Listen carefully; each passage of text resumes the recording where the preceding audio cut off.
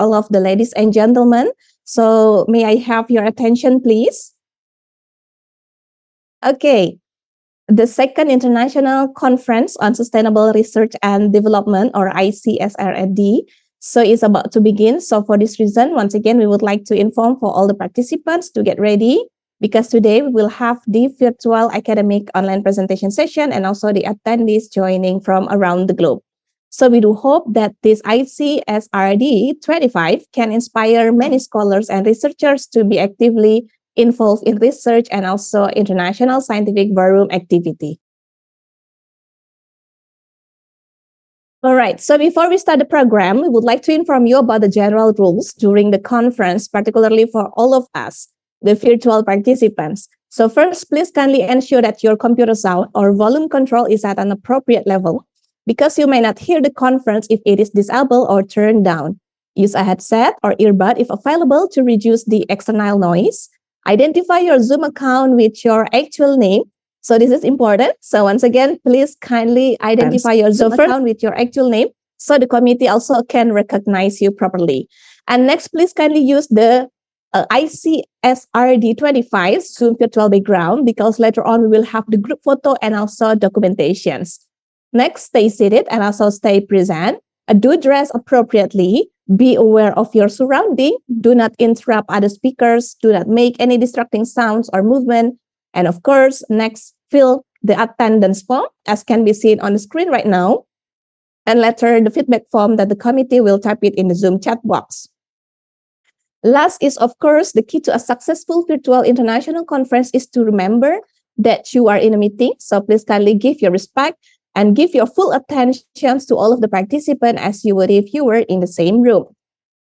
Okay, good morning, ladies and gentlemen. So it is a great honor for us on behalf of the Second International Conference on Sustainable Research and Development, or ICSRD-25. My name is Santi Rahmawati, to be standing here as a Master of Ceremony in this international conference, and welcome to each and every one of you for being here with us today. So before we are going to the main program, let me read out the structure of our agenda, or the conference program of the Second International Conference on Sustainable Research and Developments. So we are going to have a really packed day today. So from this morning until the afternoon, until around 5 p.m. Jakarta time. So after this, we will have the opening speech, the Global Research Ecosystem introductions, and also we have the appreciation moment for the co-host. And this what makes also the ICSRD-25 is special, because we have also international partnership fostering with the signing ceremony for the initial agreement, and also MOA, or the collaboration agreement among the hosts and also the co-hosts between the UPN Veteran Yogyakarta, UITM Malaysia Sabah, Sabah Malaysia, and of course PUP. And also we will have the e-group photo, keynote speaker sessions, and then we will continue to the virtual academic parallel presentations. So we divide it into 2 sessions, because today we will have 20 parallel rooms, and also there will be also 20 session chairs coming from various countries, and of course more than 100 presenters that will sharing their research in this ICSRD-25. So we do recommend all of the participants to stay until the end of the conference. By that also, there will be awarding sessions, and we will announce for the best presentations, the best paper, and of course the session chair recognition in this ICSRD-25s. Excellency, distinguished guests, delegates, ladies and gentlemen, so now we would like to listen the national anthem of Republic of Indonesia, Indonesia Raya, following directly with the Mars Bela Negara from UPN Veteran Yogyakarta. So for online participants, please kindly stay seated to show the respects.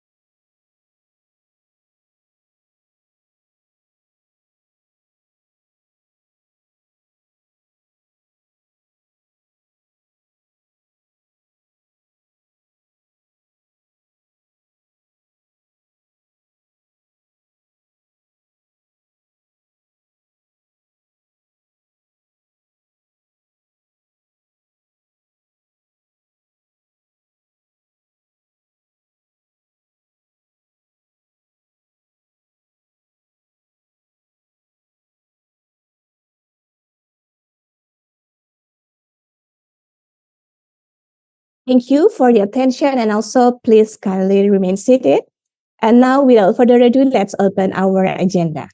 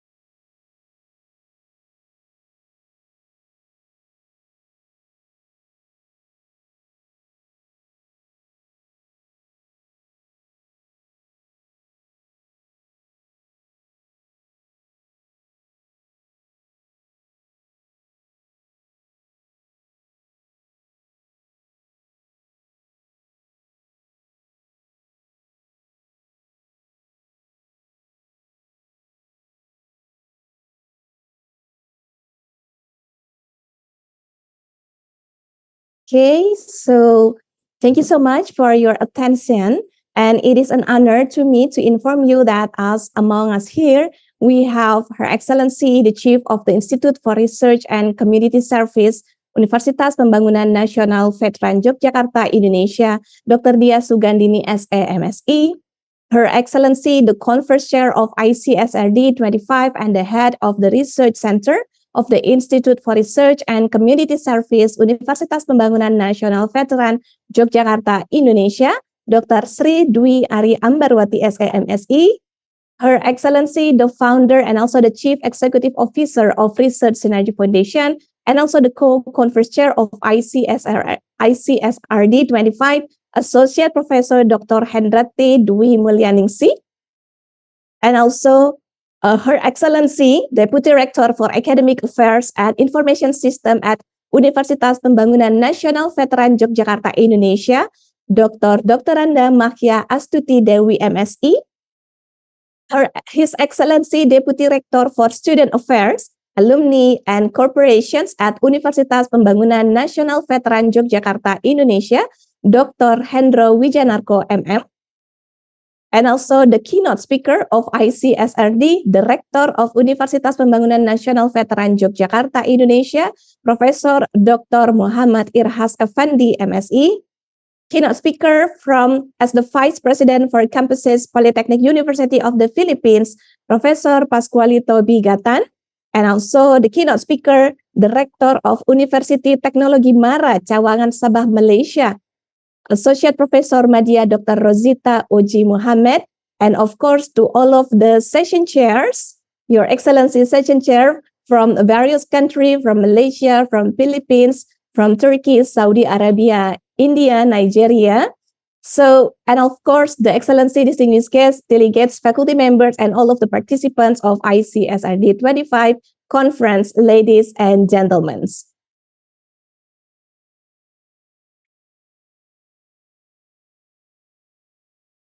All right, so once again, very good morning and welcome to the second International Conference on Sustainable Research and Development, or ICSRD-25, which is organized by the LPPM of the Universitas Pembangunan Nasional Veteran Yogyakarta, Polytechnic University of the Philippines, Bulilan Bulacan Campus Philippines, and also the University Teknologi Mara UITM Cawangan, Sabah, Malaysia.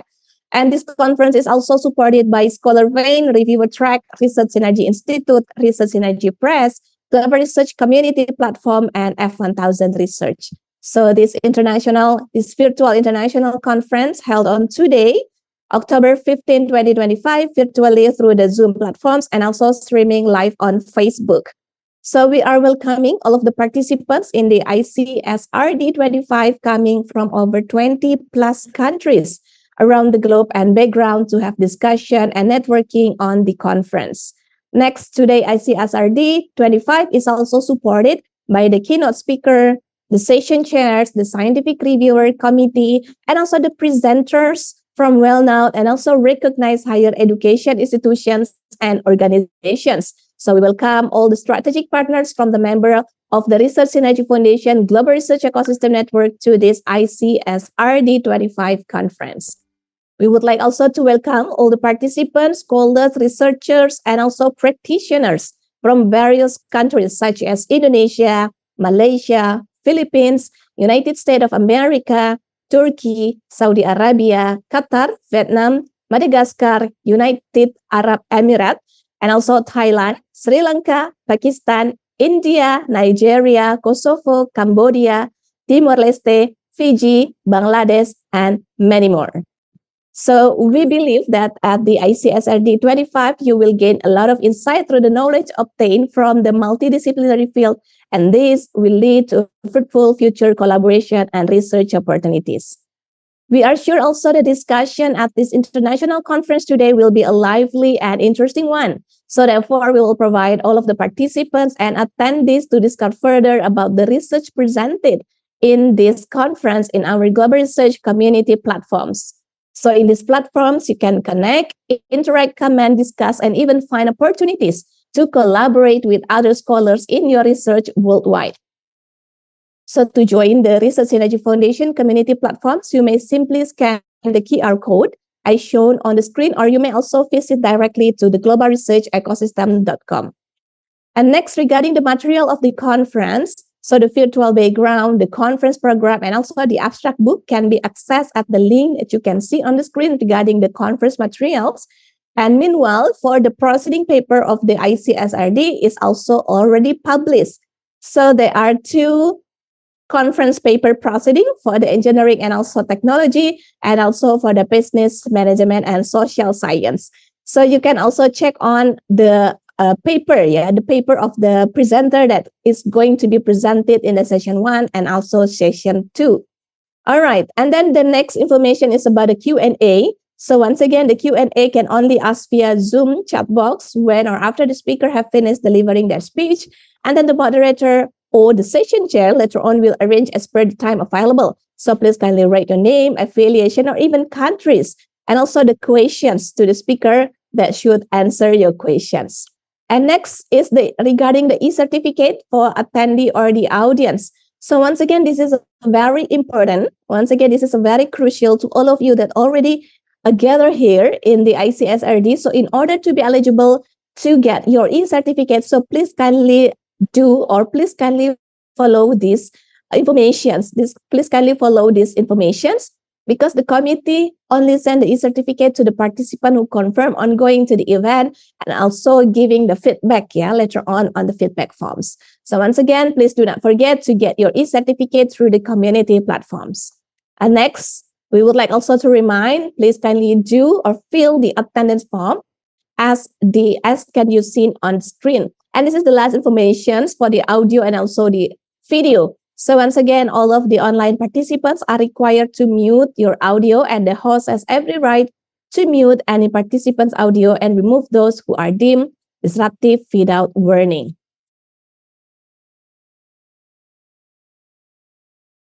All right.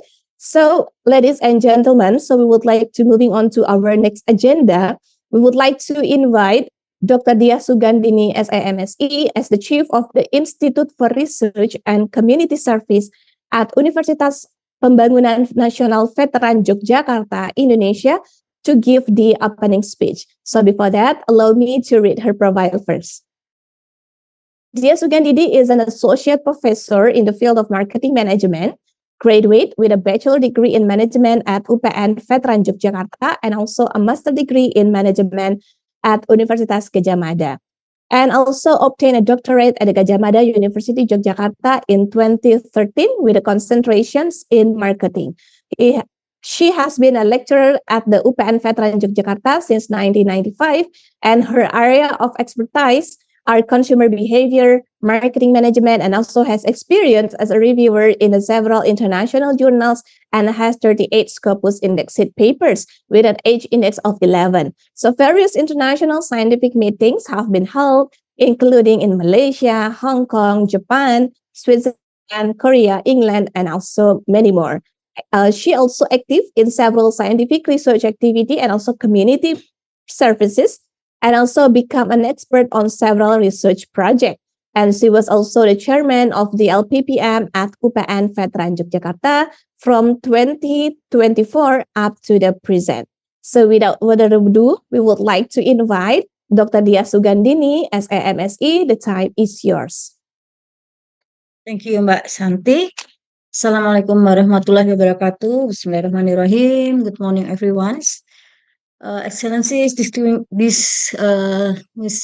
presenter, esteemed attendants, ladies and gentlemen. It is with immense honors and excitement that I am here before you today to open the second international conference on sustainable research and development. This international conference is organized by UPN Veteran Yogyakarta Indonesia in collaboration with the Research Synergy Foundation and co-hosted by Polytechnic University of the Philippines, Pulilan Branch, and University Technology Mara, Cawangan, Sabah, Malaysia. I hope that for us all, this event represents a powerful convergence of mind and disciplines. Our gathering today brings together scholar, professional, and thought leader from across the globe, each with unique insight and expertise to share. This conference has been made possible through the generous support of our academic and research partners. Their commitment has been invaluable in creating this event, where we not only celebrate academic excellence but also explore the future possibilities in economic, business, science, and technology. The theme of the second International Conference of Sustainable Research and Development, resilience through integration, interdisciplinary approach to energy sustainability, food security, and national defense, highlight the critical importance of integrated and cross-disciplinary strategies in strengthening national and global resilience. This theme underscored by interconnectedness of energy, food system, and defense, and key pillar of sustainable development. By fostering collaboration among researchers, policymakers, and a practitioner from diverse fields, the conference seeks to generate innovative insight and practical solutions that enhance sustainability, ensure resource security, and reinforce societal stability in an era complex global challenges. I would like to express gratitude and honors to our keynote speakers, Professor Dr. Muhammad Erhas Effendi, MSc, Director of Universitas Pembangunan Nasional Veteran Yogyakarta Indonesia, Professor Pascualito Bigratan, the Vice President to Campus of Polytechnic University of the Philippines, Professor Matia Dr. Rosita Uzi Muhammad, Director University Teknologi Mara, Cawangan, Sabah, Malaysia. And I would also like to appreciate all session chair, presenter, reviewer, session chair, and each of you joining us today. Your dedication to advance your field and your commitment to sharing your expertise and ideas is what makes the conference truly special. I encourage all participants to engage fully, to ask questions, and to comment with one another. Each interaction here has the potential to inspire new insight and foster lasting partnership. In conclusion, I would like to express my deep appreciation for your presence and participation. I am confident that the discussion, connection, and knowledge shared here will shape the future of our field and inspire new path of discovery. Once again, welcome to the ICRSD 25 that might this be fruitful and inspiring experience to us. Thank you. Assalamualaikum warahmatullahi wabarakatuh. Morning all. All right. Thank you so much, Dr. Dia, for the welcome remark and also the opening speech at the ICSRD. Thank you so much. And also, as the recognitions and also appreciation from the ICSRD committee, we would like to give a token appreciations to Dr. Dia Sugandini, SAMSE. So, in this occasion, we would like to welcome Associate Professor Dr. Hendrati Dwi Mulyaningsi, SAMM, as the co-conference chair and also the founder and CEO of Research Synergy Foundation, to give this token of appreciations to Associate Professor Dr. Dia Sugandini, SAMSE. Please welcome Associate Professor Dr. Hendrati. Okay, thank you so much, Mbak Santi. First of all, on behalf of Research Synergy Foundation, I would like to say thank you so much for Ibu Dia Sugandini for your great collaborations with your team in PN Yogyakarta, and we have already have a lot of coordination and meeting, and then make this conference very successful today, and will be held really fruitful discussion, hopefully. Okay, thank you so much, Ibu. Terima kasih. Thank you.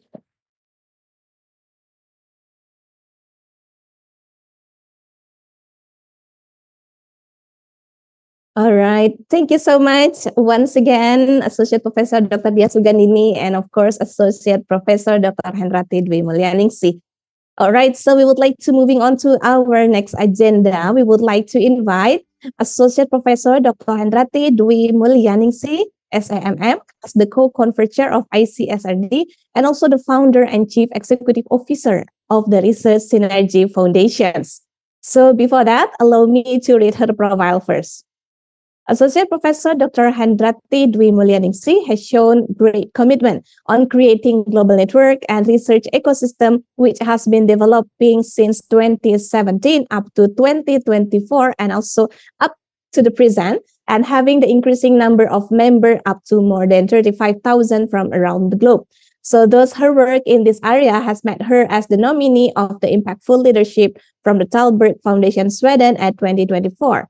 And as a lecturer, she has been working in the university since 2008 and at present in Indonesia as associate professor, and she holds her doctoral science of management graduated from the School of Business and Management Institute of Technology Bandung, or SBM-ITB. So her research expertise are in social entrepreneurship, social innovation, and knowledge management. So in addition, she had published book chapters, research papers, and also contemporary scientific articles in Springer, Emerald, Taylor and Francis, and in many reputable international publishers and journals. All right, so without further ado, we would like to welcome Associate Professor Dr. Hendrati Dwi Mulyaningsi. The time is yours. Okay, thank you so much, Ms. Santi, for your time and brief introductions. First of all, I would like to say very good morning, selamat pagi, sugeng enjing, because this is a Japanese language, so I would like to say in Japanese language also. On behalf of the Synergy Foundation, I would like to welcome to all of you regarding with our global research ecosystem family. I would like to share regarding with the research global research ecosystem in Research Synergy Foundation itself, since you all here as our big family, we will have any programs to be supported, and also we will support all of you regarding with all the programs that we are already created. Okay.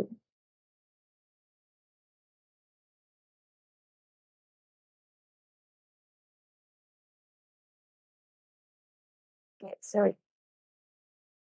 It's already available, something. Yes, yes. Okay. Okay, thank you so much for our host of this conference from UPN Yogyakarta, especially Ibu Sri Ari Dwi Ambarwati as the conference chairs, and also Ibu Dini as the chief of LPPM of University of UPN Yogyakarta, and also all the keynote speakers on behalf of this conference, Dr. Professor Muhammad Irhas Effendi, on behalf of UPN Yogyakarta, and also Professor Pascualito Bijagatan, as the Vice President for the campuses of PUP Philippines. And then Professor Madea Dr. Rosita Uji Muhammad from UITM Cawangan Sabah. Thank you for being with us today to make this conference successful. And I would like to share regarding with this conference and also our support system that will support this conference. And actually, we have any journey regarding with LPPM and Veteran Jakarta Conference Series itself. It started in 2021 and it is already participated by more than 200 participants and supported by 16 affiliate or university partners. And also it's come from 8 countries. And then for this conference, it continued in ICSRD 2025, and it is already participated by more than 386 participants based on our database in our system. And then it is supported by more than 26 university. It comes from our session chair, our keynote, our reviewers, and also our participant that already come in this conference. And it is affiliate. It is affiliate and also come from more than 20 countries, and it will be more to come. And we can see that there are diversity in this conference, and it is also not just only the conference that you can see, and it can be also grand networking, and you can proceed into another program in the future. Okay, and then Research Synergy itself is a digital social enterprise platform, and we are focusing in how we can embrace scholars from all around the globe, and it come from not only just from academician, but also come from the government and also the industry. So we are having a lot of members that already spread out to the world, and up to September 2025, we have already have more than 45 scholars, and it is represent from Asia, Australia, and then America and European continent. So it is the diversity of our members that already participated in our programs from the previous one up to now, especially for this conference. It is really have a lot of participation from all of the continent. For example, we have also session chair from the Nigeria, from the Africa, and have a session chair from another continent or another countries. And then we have average increasing number every year, 5,000 until up to 7,005. And then it can make that the impact of what we have already been doing in since 2017 has already spread out to the world. And we have various agenda actually from all of our programs. It's named Scholar Vein, Review Track, Research Synergy Institute, and then Research Synergy Press and Global Research Community. And this conference, this is our infographic of our global research ecosystem support. And this conference mainly support by our support system named Scholar Vein. This Scholar Veins is already conduct more than 250 international conference, and it already conducted not just only virtual like this, but also in hybrid and in on-site in more than 15 countries. And then up to now, we have more than uh, 20 members from many countries, because this conference is one of our big conference in the last of our 2025. And for this conference, it's already participated by 135 presenters. And to upholding the integrity, we are supported by our support system. It's named Review Track. This Review Track is our society for or so this is like a hub for our reviewer, and then we try to make our scientific process uphold the integrity regarding with all of the content review and etc. So we do thanks to our 120 scientific reviewer that supported this conference. It come from many countries. Actually, this I cannot mentioning one by one because it is a double blind review and it is already inside our system. And up to now, we have more than 2,500 scientific reviewer, and it is accommodate more than 2,000 field of study. For example, this conference, we have more than 30 field of study. So it means that there are more than it is makes sense. It is a logic that we have more than 100 of scientific review that already support this conference. And then we have Research Synergy Institute, since our partner, not just only the author that would like to be published in some reputable indexed journal, but we are already partnership in with some reputable publisher as like Tela and Francis and also Emerald. So in these occasions, I would like to say that Research Synergy Institute is our learning platform. So our aim and goals is how to minimize the gap between outdoor capacity, since we know that most of our outdoor capacity is really good, and then they would like to have some kind of performance in how they can publish in some reputable indexed journal. And then we are already know also regarding with the requirement of the editor. So in this platform, we would like to minimize that gap between outer capacity and also editorial requirements. So we have many programs as like coaching, webinar, and etc. to minimize that gap. So I will have a brief information regarding with our programs regarding with how we try to minimize that gap, and then they will eligible to be published in some reputable indexed journal as like F1000 research. It is already Scopus Q1. And then we have Research Synergy Institute. This is our fourth support system.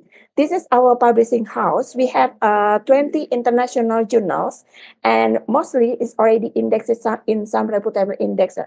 And this conference supported by our 13 international journals in this platform. And then we have our global research community. It is also one of our platform, as we already mentioned before. We try to embrace all of our members. For example, this conference, since most of the presenter only have maybe 10 or 15 minutes in present their presentations, or maybe if there are any fruitful discussion among or between participant or session chair and presenters, if they would like to extend into another communication, for maybe extend into another program as like writing paper collaboration or maybe research collaboration, you could also having a room for discussion, for room for further discussion in our global research community platform. So we would like to welcome to all of you to join to global research community platform, and then you can extend into another collaboration in the future. Okay, and then this is our partnership programs actually with UPN Yogyakarta. We have many programs regarding with the international conference itself. And last week we have also partnership conference with Sinawata University and Unisba, and also with the City College of Calamba, Philippines. There are three countries also that already joined in that our previous last week programs. And also this conference is not just only conference. It's like I mentioned before, the value of Research Synergy Foundation conference is not just only conference, but also we offer the value proposition is we offer for grant networking to all of you. So that's why there are MOA signing and MOU signing within this conference. And then for all of the presenter or participant here, if I already mentioned that I welcome to all of you, make this conference as your tipping point, especially for the early career researcher, as for example, like the master student or PhD students. I would like to welcome to all of you. Make this conference as your tipping point. If right now you become the attendee, maybe in the next time you will become the presenter. And then maybe in the next time you will become the session chair or reviewer or keynote speaker. And then this is like a career path to all of you, for all researcher. We have a really have a huge uh, opportunity to all of you to join to our programs, especially this conference, as the attendee, as presenter, as keynote speaker, as session chair, and as reviewer. So this is really good to all of you. regarding with the recognition globally, especially for you and also for your institutions. And then as we know that this conference supported by 20 session chair from many university and from many countries. Thank you so much for the session chair that already support this conference. So it is really good. It is honor, it's our honors to have you here and then to support this conference. And then we are also called for co-hosts for our partnership conference. In this 2025, we have two more international conference. Actually, there are three.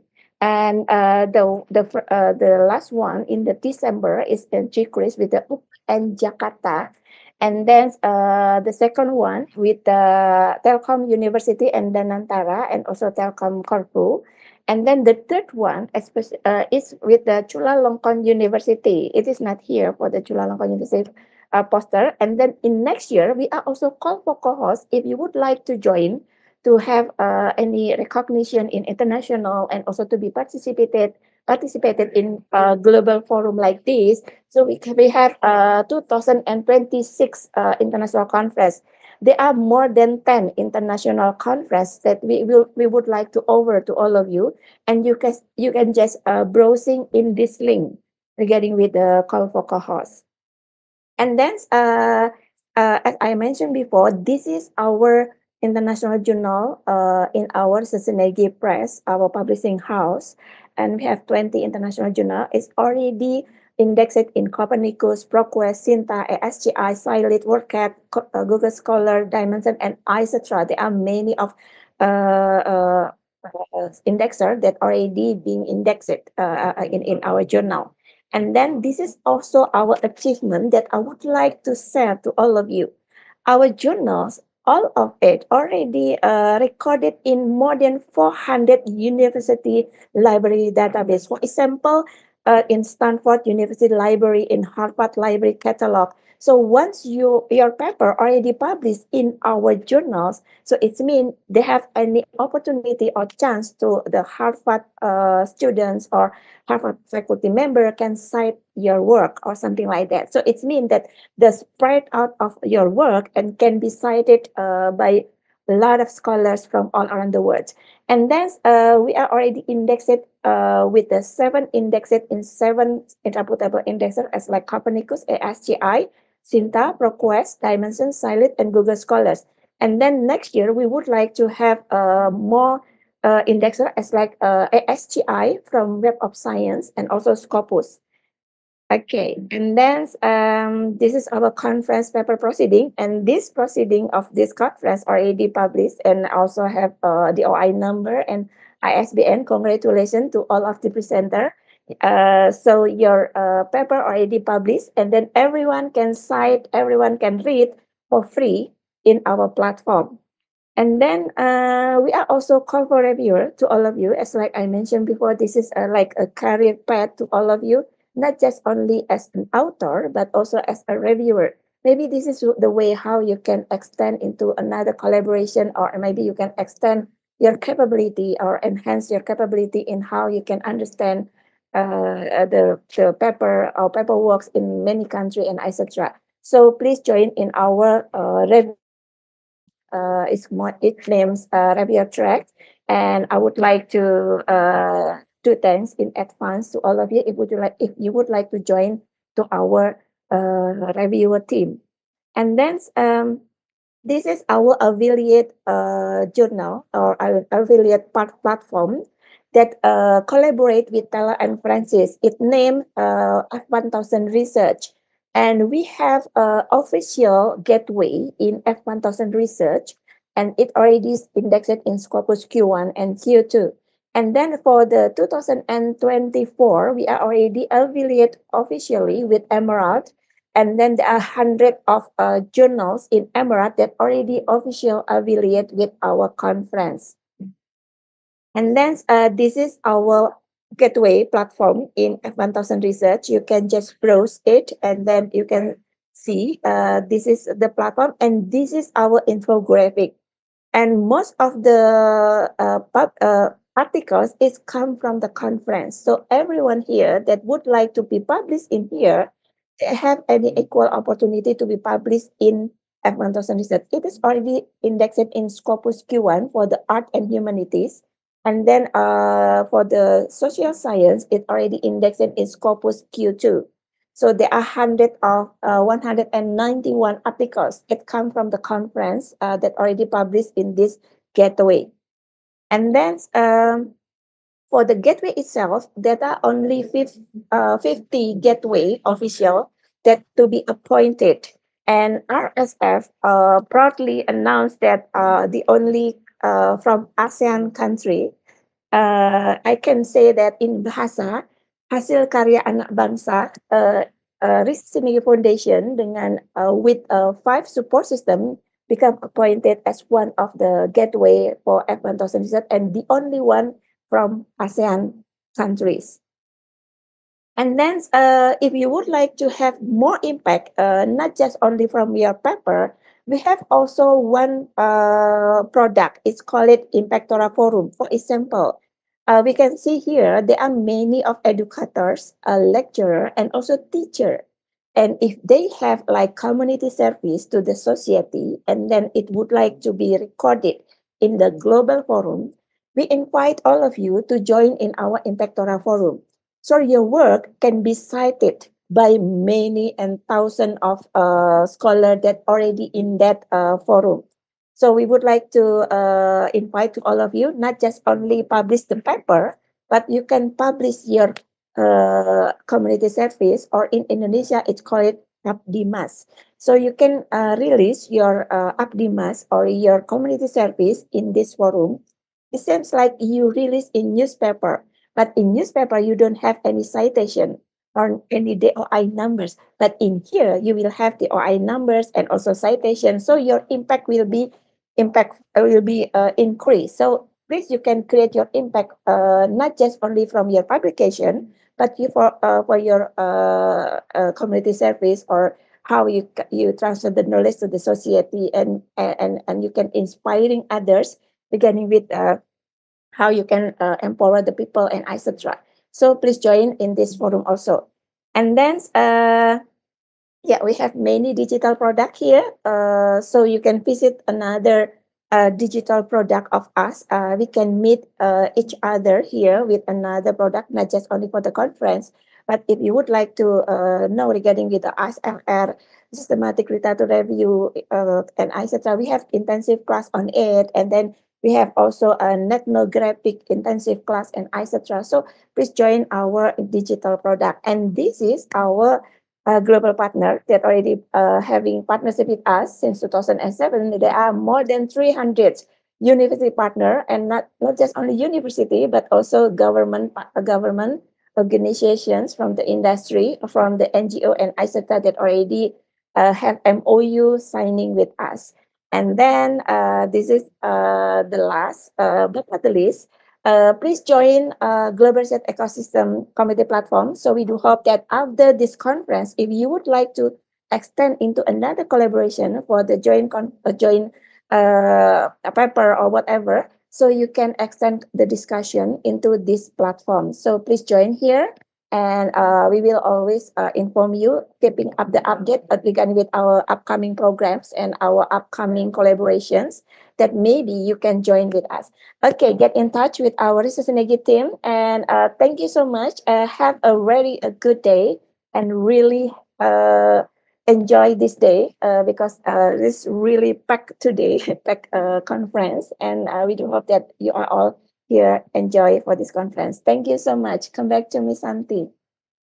All right. Thank you so much, Associate Professor Dr.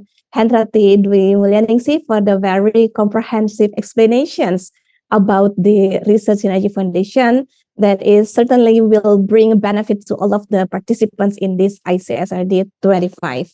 Okay. So as the recognition and also the appreciations from the organizing committee, we would like to give this special token of appreciations to Associate Professor Dr. Hendrati Dwi Mulyaningsih. So please welcome Dr. Randa Mahia Astuti Dewi MSI as the Deputy Rector for Academic Affairs and Information System at Universitas Pembangunan Nasional Veteran Yogyakarta to give this token of appreciations. Please welcome Dr. Mahia. Well, thank you very much, Associate Professor Dr. Hendrati Dwi Mulyaningsih. On behalf of the organizing committee, we extend our deep appreciation for your insightful presentation and such an honor that we are being a part of the global research community. Your expertise have added great value for this conference and may inspire further exploration among participants. Once again, thank you very much. You're most welcome, Ibu. Thank you.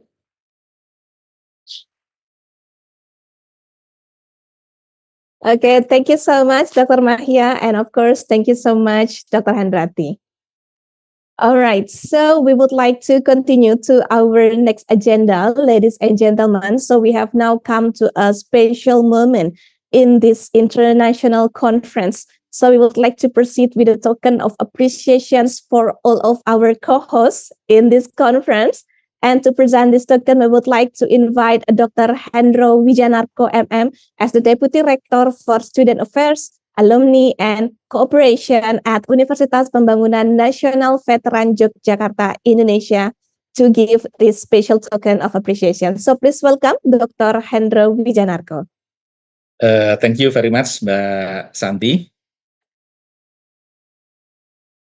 On behalf of the organizing committee of ICSRD-25 from Universitas Pembangunan Nasional Veteran Yogyakarta, we extend our heartfelt appreciation to the Polytechnic University of the Philippines, Pulilan Bulacan Campus, for their valuable collaboration and contribution as our esteemed co-host of ICSRD-25. Your support and partnership have been instrumental in making this event a meaningful platform for research and academic exchange. On behalf of the organizing committee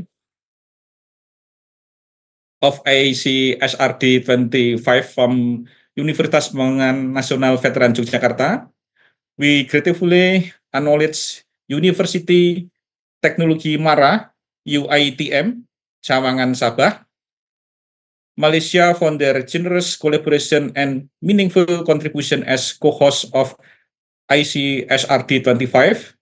Your partnership and dedication have been invaluable in the success of this conference, and we look forward to continuing our collaboration and future academic and research endeavors.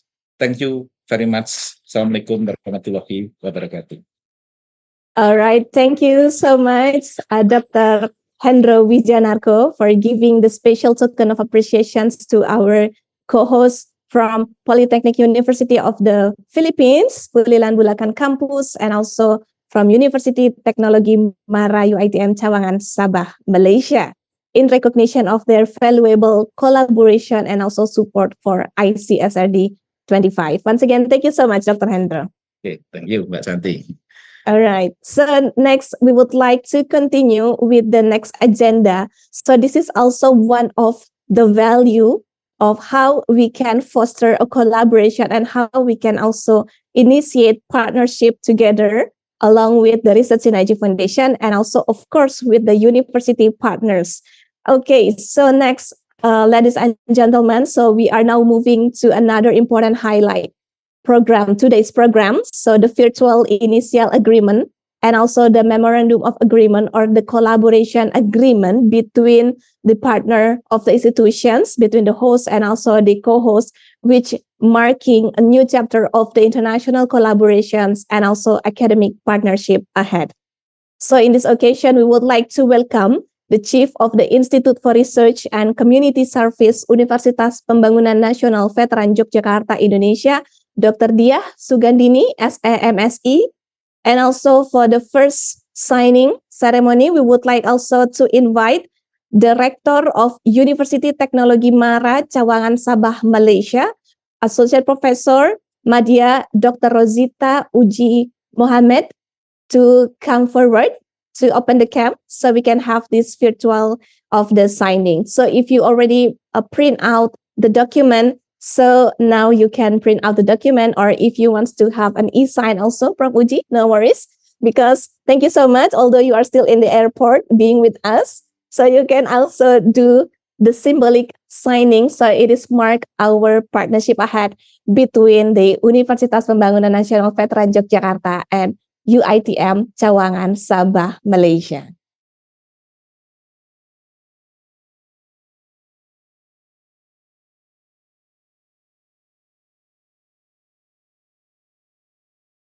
All right. Okay, I think Budin is still signing. Okay, all good? Yes. Yes. Okay, so you can show to us perhaps the paper or any digital also if you have. Yes. All right. So we are going to have this picture. Okay. Okay, Budini, if you want to, yes. All right. It's okay. Yes. Okay, so perhaps we can take a photo, yeah? Okay. Yes, great. Okay, 1, 2, 3, smile. Okay, nice. I already got one more, please. One more. All right. Yes. Good. 1, 2, 3, smile. Okay, lovely. Yes.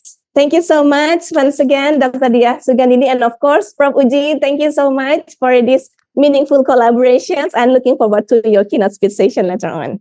Thank you so much, Prof.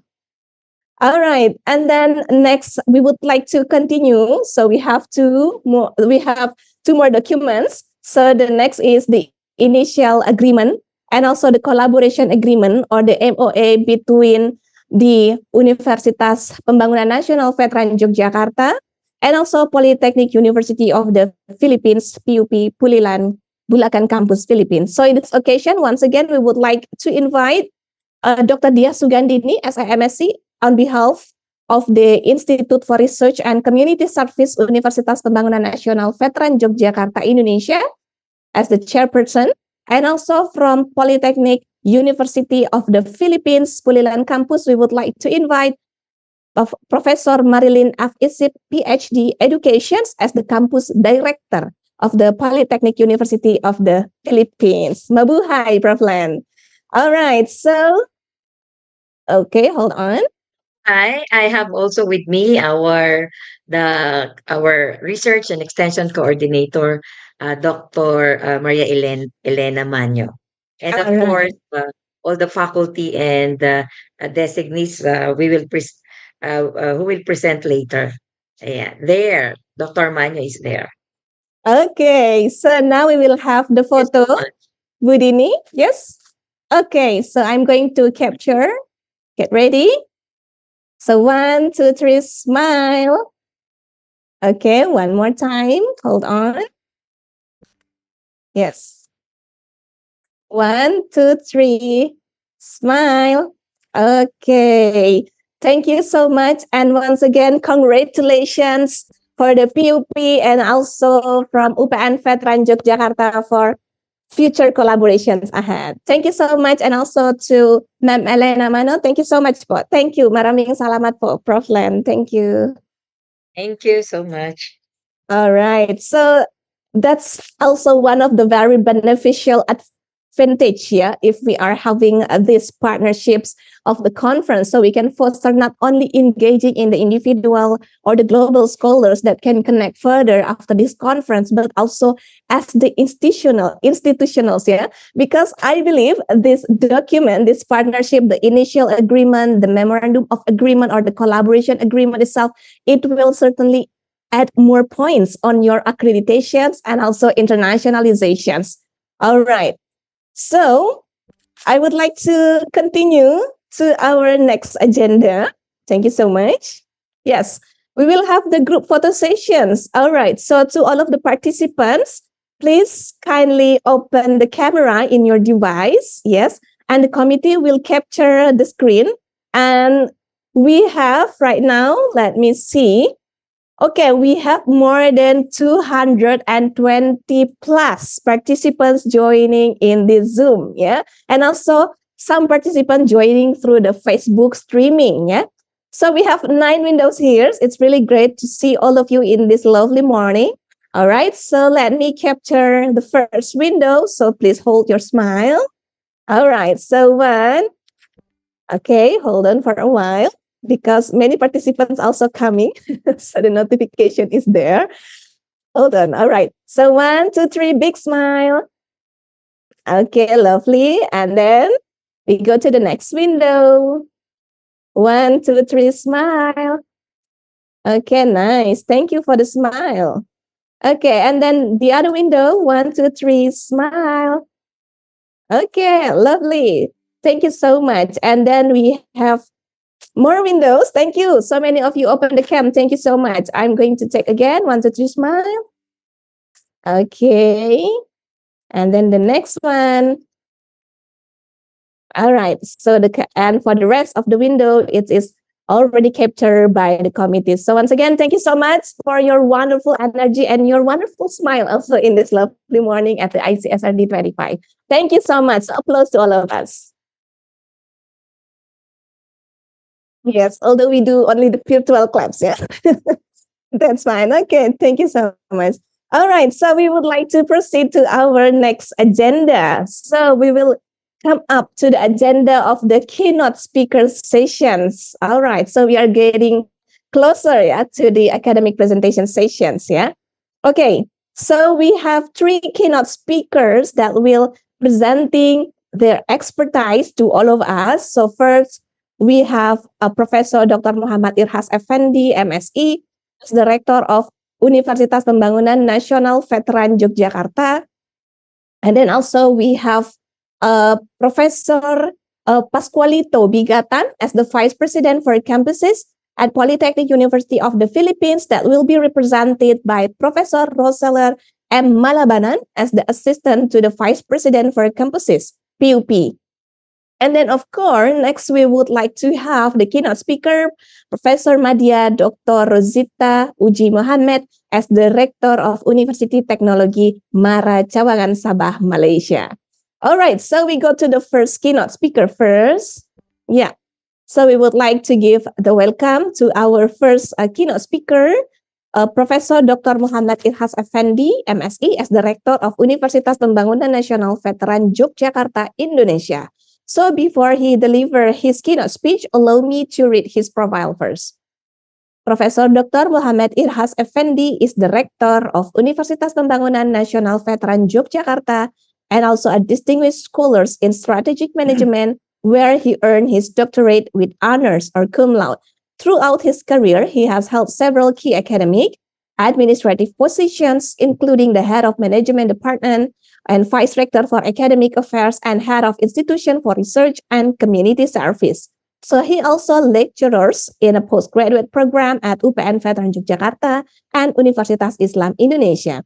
So beyond academia, he contributes as a national research reviewer for the Ministry of Education, Culture, Research, and Technology, and served as a member of ISEI and an expert council of member of ICMI. So Prof. Effendi has written over 200 scholarly articles and several management books. So his dedication has been recognized through numerous awards, including Presidential Loyalty Awards for 20 and 30 years of service, and also the LVRI Star and the Wimaya Star. So please welcome Professor Dr. Muhammad Irhas Effendi, MSI. Assalamualaikum warahmatullahi wabarakatuh. Ladies and gentlemen, distinguished keynote speakers, respected researcher and esteemed guests. It is truly an honor for me to welcome all of you to the International Seminar on Resilient through Integrations, an interdisciplinary approach to sustainable energy, food security, and national defense, hosted by UPN Veteran Yogyakarta. Allow me first to express my highest respect and warmest greeting to our distinguished keynote speakers, Professor Pascualito Pegatan, Vice President for Campuses Polytechnic University of the Philippines, and Associate Professor Dr. Rosita, Rector University Technology Mara, Malaysia.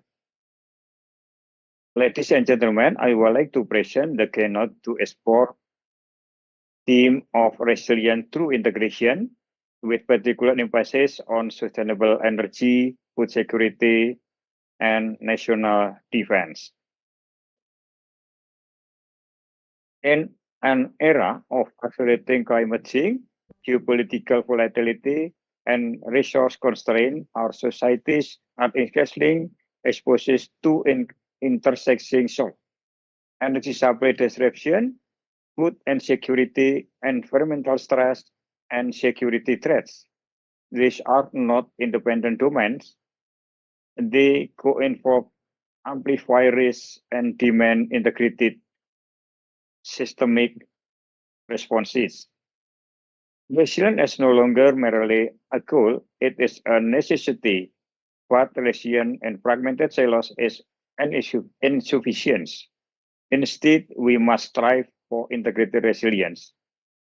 A resilience that is built across sector, disciplines, and institutions. Today, I will argue that to address these interconnected challenges effectively, we need a transdisciplinary integrative approach combining the energy system, agriculture, food system, and the institutional capacity of national security and defense. I will also reflect on principles, strategies, and policy direction that higher education, government, military, and society more broadly must embrace. Part one, concept and interlinkages. Let us first clarify key terms.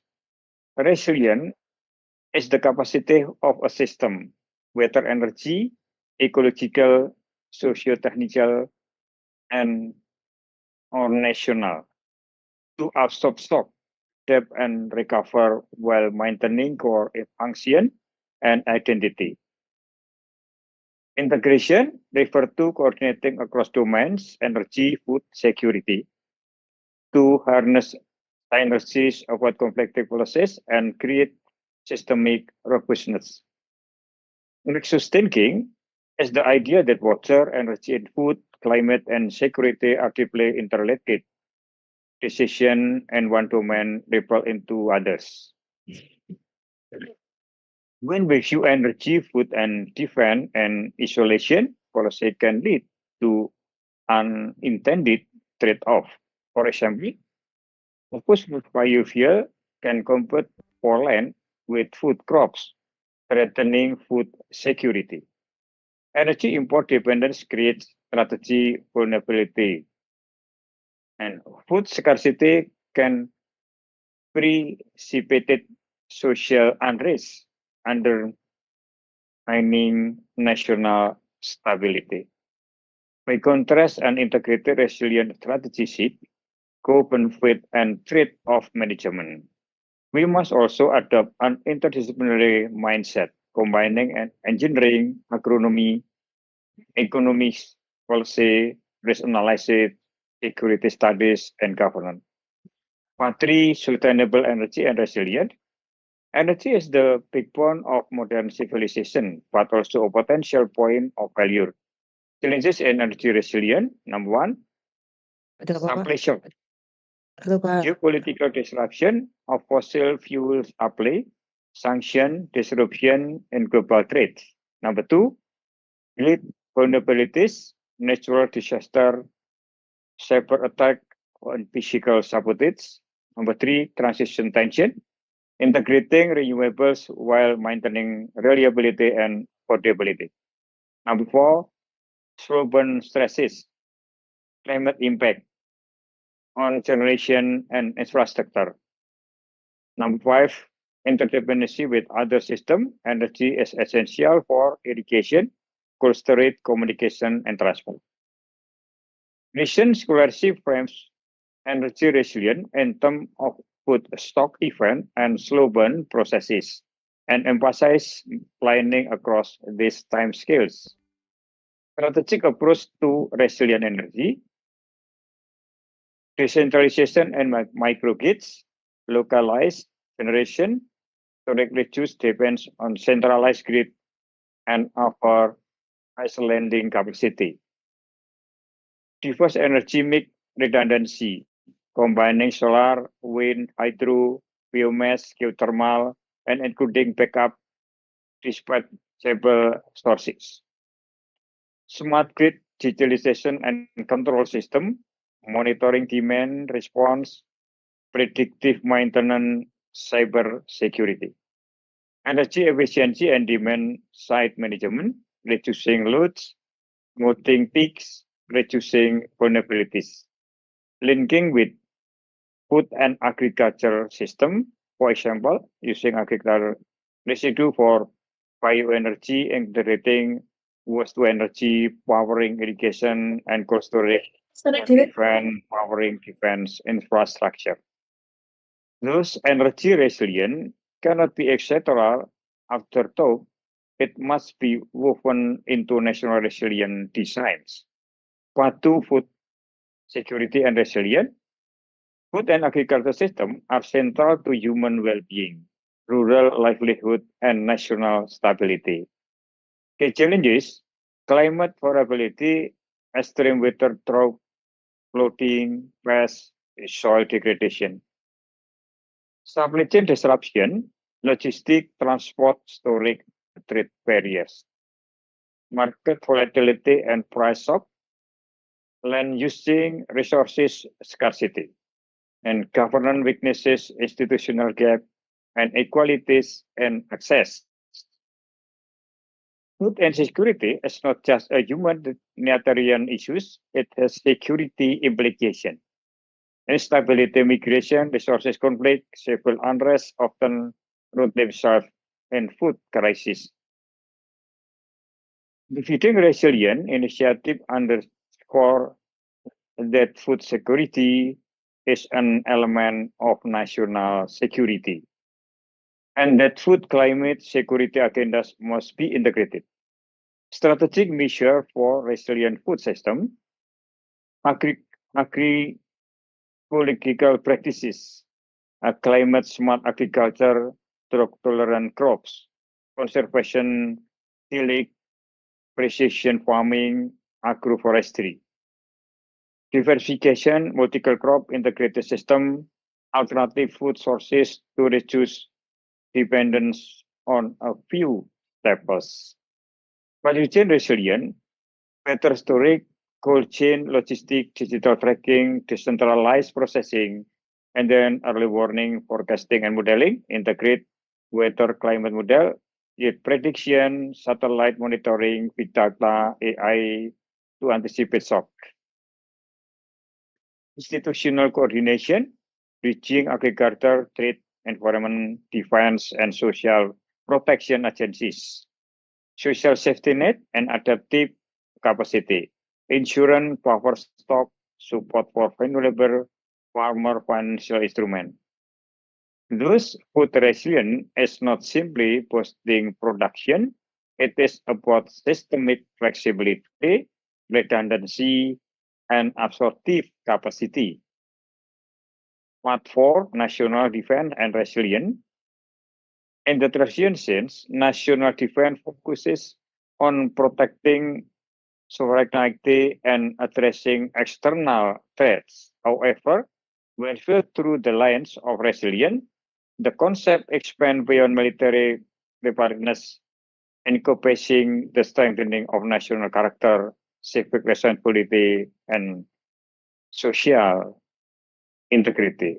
At UPN Veteran Yogyakarta, bela negara is not interpreted in a militaristic sense, but rather as an academic and moral commitment to developing students who are not only excellent in their field of study, but also present integrity, discipline, empathy, and a deep love for their nation. In revision on education philosophy, that nurture intellectual patriotism, shaping graduates who contribute to national development through innovation, ethical leadership, and service to society. Through this perspective, defense and resilience become a shared civic responsibility, value upon strong academic foundation, values of collaboration and sustainable development as a part of its institutional vision. UPN Veteran Yogyakarta positioned it as a campus of energy and food security. Recognizing that national strength depends not only on territorial defense, but also on the stability of strategic resources such as energy and food. Energy sustainability ensures economic and environmental stability, while food security safeguards social harmony, but which are essential elements of national resilience. From a rector perspective, university play a vital role in shaping defense resilience through education, research, and community services. By integrating the value of bela negara into curricula, research, and innovation, UPN Veteran Yogyakarta contribute to building a generation of scholars and professionals who are intellectually strong, morally grounded, actionally devoted to advising Indonesia resilient in energy, food, and human character. Part 4, integrated strategies and policy implication. Give these three strategic domains: energy, food, and national defense. The key challenges lies in integrating them into the coherent and effective resilient framework. Such integration requires not only policy alignment, but also a shared national ethos. One note in education, civic awareness, and the bela negara spirit of collective responsibility. Here are several guiding principles and enabling strategies. Number one, system thinking and cross-sector mapping. Understand the interconnection amongst energy, food, and security system through modeling, scenario analysis, and network mapping. Universities can contribute by conducting interdisciplinary research that highlights these interdependencies. Number two, institutional coordination and governance. Promote coordination between ministry, research institution, local government, and universities. Create resilient council or nexus platform that integrate science, policy, and civic engagement. Number three, adaptive and flexible policies. Put policies that are robust under uncertainty, able to evolve with changing environmental, technological, and social dynamics. Number four, redundancy, modularity, and decentralization. Encourage local resilient capacities, community-based infrastructure, and distributed system to prevent single point of failure in food, energy, or public service system. Number five, data, digital, and early warning mechanism. Develop integrated data system combining energy, agriculture, climate, and socioeconomic indicators. Utilize AI, IoT, and satellite monitoring for proactive resilient management. Number six, public-private partnership and multi-stakeholder engagement. Resilient is a shared mission. Government, industry, university, and local communities must co-create solution and go on the responsibility for resilience. Number seven, capacity building and education.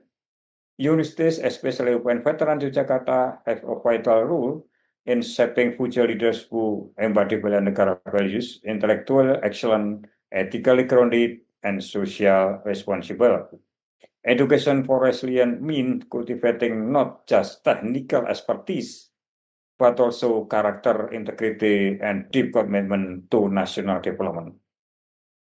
Number eight, financial innovation and incentive. Encourage investment and resilience through mechanisms like resilient bonds, sustainability linked financing, and public-private co-funding for renewable energy, sustainability agriculture, and social innovation.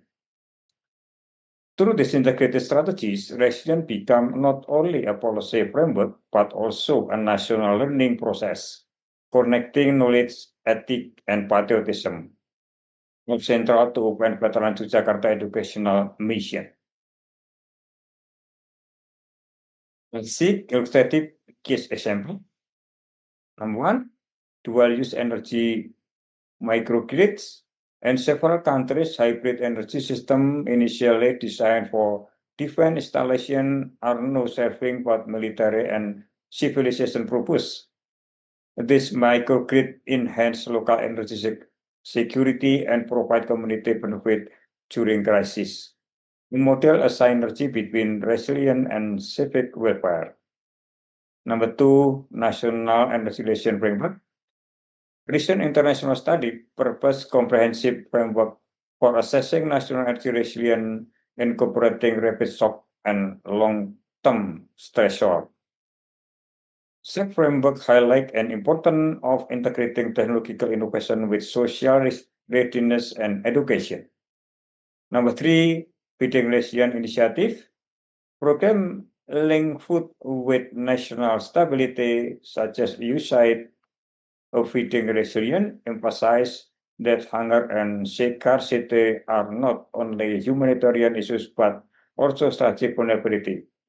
In the Indonesian context, strengthening food system aligned with the mission of UN Veteran Jakarta as a campus of energy and food security, contributing to national resilience through sustainable agriculture, research, and community empowerment. Number four, academic peace civic resilience. The concept of bela negara is practical at UN Veteran Jakarta represent an educational model for national resilience, empowering studies to become patriotic scholars, innovators, and community leaders. This academic approach demonstrates the defense resilience as not solely about physical protection, but also about intellectual strength, moral integrity, and sustainable national progress. Conclusion and call to action. Ladies and gentlemen, we stand at a crossroads. The risks are no longer distant, they are here. Climate extreme, geological turbulence, supply shock, resources constraint. But we also hold opportunity by weaving together energy, food, and defense resilience into an integrated architecture. We can build societies that not only survive shock, but thrive over time. As an university director, I go as two pioneer transdisciplinary research center or resilient nexus. Educate future leaders who think across a silos border. Engage with government, military industry to co-create resilient strategies. And advocate for institutional reform that break fragmentation. Let us commit from campuses across the globe to capital and defense halls to share resilient agenda. The security of our nation, the well-being of our population, and the continuity of civilization depend on it. Thank you, and I look forward to your reflection and conversation. Wassalamualaikum warahmatullahi wabarakatuh. Waalaikumsalam warahmatullahi wabarakatuh. Thank you so much, Professor Irhas, for the keynote speech in ICSRD 25.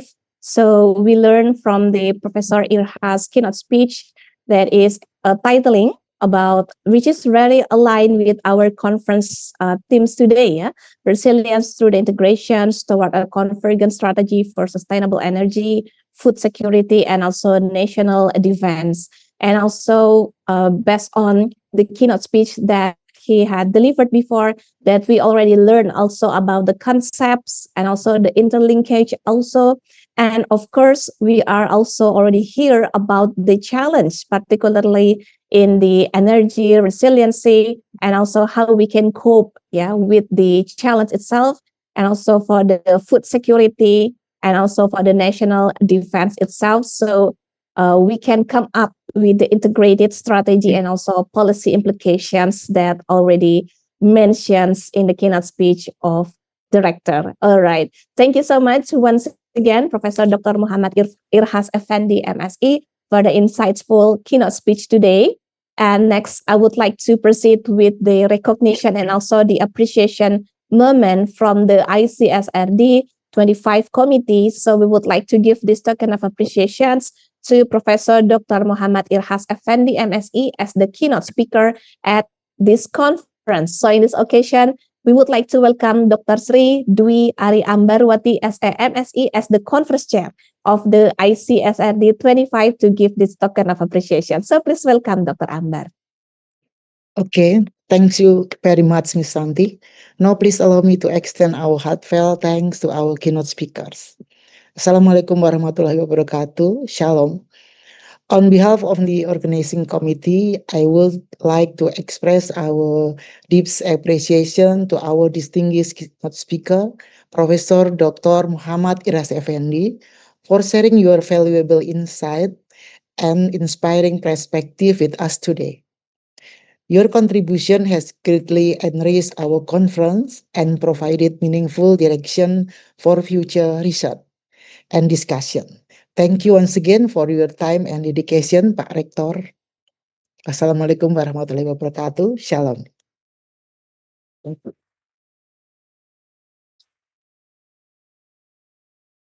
Thank you so much, Dr. Ambar, and of course, thank you also, Pak Rektor or Professor Dr. Muhammad Irhas Effendi. All right, so we would like to continue moving on to the next keynote speaker agenda at the ICSRD 25. We would like to welcome our keynote speaker, Professor Pascualito Bigatan, as the Vice President for Campuses, Polytechnic University of the Philippines, that will be represented by Professor Rosella M. Malabanan as the Assistant to the Vice President for Campuses, Polytechnic University of the Philippines. All right, so without further ado, let us hear the keynote speaker represented by Professor Rosella M. Malabanan.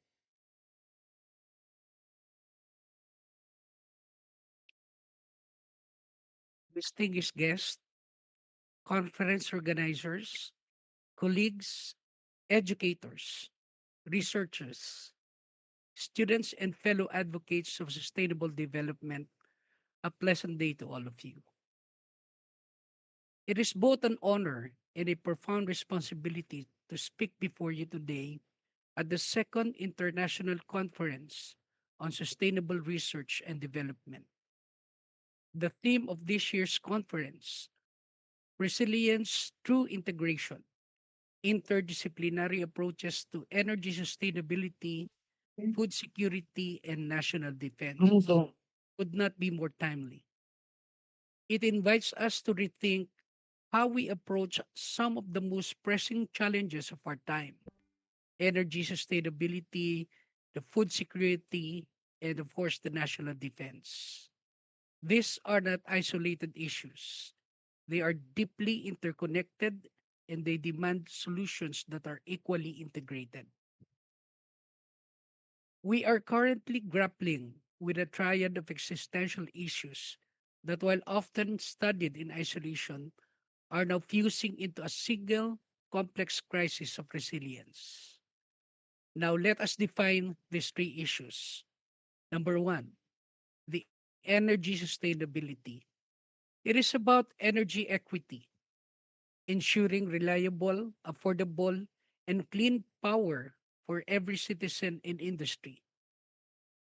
A sustainable energy base is the bedrock upon which all other progress rests. Number two, the food security. Food security transcends crop yield. It involves strengthening our entire supply chain against climate shocks, reducing massive post harvest losses, promoting sustainable aquaculture, and adopting high efficiency methods like vertical farming. Number three, the national defense. Modern defense is no longer confined to traditional borders and conventional threats. It now encompasses the security of critical infrastructure, resilience against cyber attacks, and increasingly safeguarding our resources. To address these challenges, we must embrace interdisciplinary collaboration. For instance, engineers must work with agronomists, economists must partner with environmental scientists, and policymakers must listen to educators and students. Moreover, universities must become the epicenter of this integration. Resilience in its deepest sense is the capacity of societies, institutions, and individuals to absorb shocks, adapt to challenges, and emerge stronger from crisis.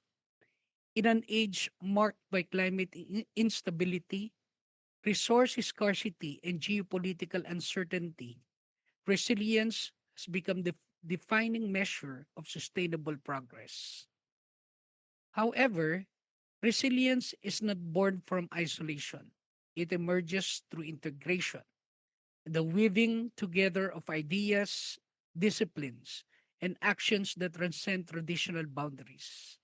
Indeed, energy sustainability, food security, and national defense are not separate silos.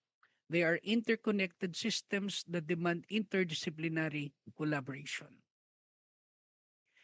Energy fuels our economies. Food sustains our lives. Defense protects our sovereignty. When these pillars are addressed in isolation, we risk fragmented progress. However, when approached through integration guided by research, technology, and shared human values, they become catalysts for resilience and inclusive growth.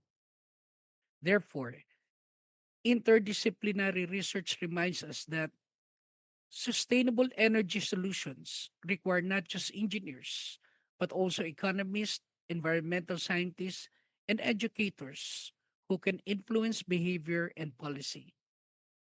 Food security is not only an agricultural concern, but also an issue of logistics, governance, education, and social equity. National defense is no longer confined to the military sphere. It encompasses cybersecurity, climate adaptation, disaster risk reduction, and community preparedness. Integration is the bridge between knowledge and survival, between innovation and inclusion, and between development and defense.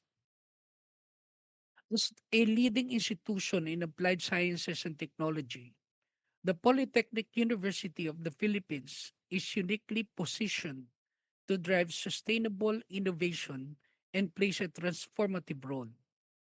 Its commitment to interdisciplinary research, community engagement, and practical education makes it a vital force in shaping resilient futures. Across its campuses, students are designing solar powered irrigation systems, developing climate resilient crops, and modeling disaster response strategies. Faculty members are conducting research that bridges theory and practice research that informs policy, empowers communities, and inspires change. The university's impact goes beyond academic excellence. It fosters a culture of collaboration where students, educators, and industry partners co create solutions. It nurtures a mindset of service where knowledge is not hoarded but shared. Integral to this mission, the Office of the Vice President for Campuses ensures that every campus serves as a hub for sustainable development. Our sector is not just an administrative body, it is a strategic enabler that aligns campus infrastructure with national priorities. It promotes green building practices, supports interdisciplinary programs, and ensures that sustainability is embedded in campus life. So, what does resilience through integration look like in practice? It looks like a student led initiative that combines agricultural science and data analytics to optimize crop yields. It looks like a faculty research project that explores the intersection of cybersecurity and energy infrastructure. It looks like a university industry partnership that develops modular housing for disaster prone areas. To all the professionals here today, your expertise is needed not just in your field, but across fields. May you dedicate yourselves to share your insights, mentor students, and collaborate with educators. To the educators, continue to challenge conventional boundaries. May you design curricula that reflect the interconnectedness of our world. Encourage inquiry, experimentation, and empathy. To the students, you are the future, but you are also the present. Your ideas, your energy, your courage are the catalyst of change. And to all of us, let this conference be more than a series of presentations. Let it be a launchpad for partnerships, a crucible for innovation, and a testament to what we can achieve together. Resilience is not a destination, it is a journey, one that demands integration, imagination, and unwavering commitment. Let us walk this path together. Let us build bridges between disciplines, institutions, and nations. Let us create a future where energy is sustainable, food is secure, and our communities are protected not through isolation but through collaboration.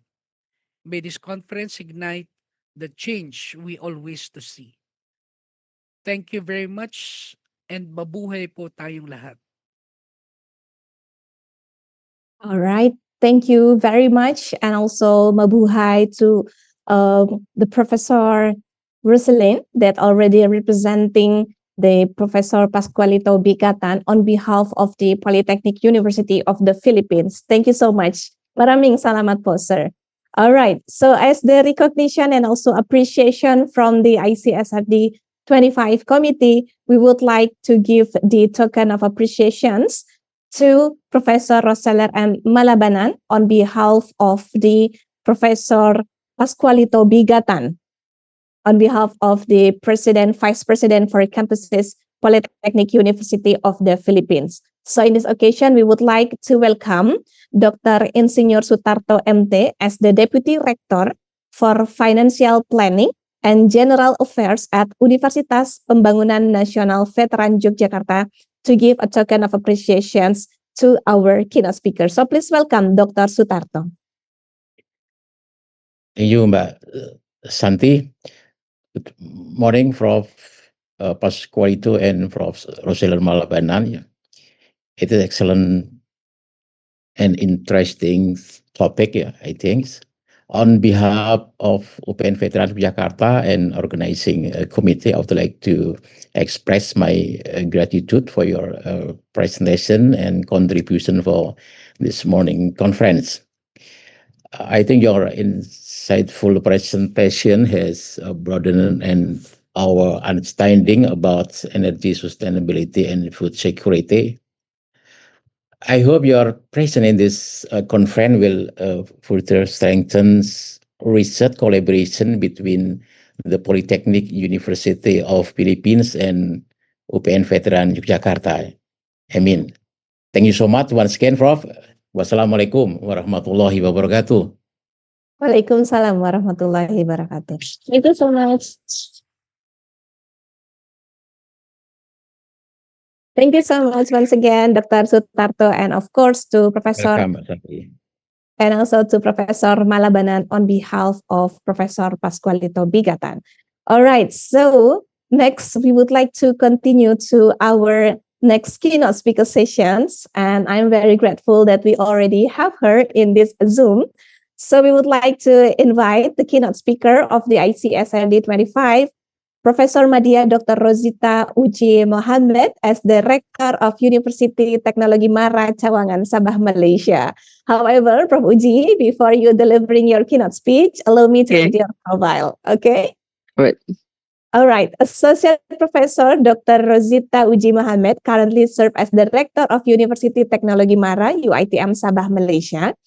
And also, she is becoming the first woman to hold this position in this university 50 years history. So she holds a doctorate in Islamic finance from UMS and also with strong foundation in finance and banking studies.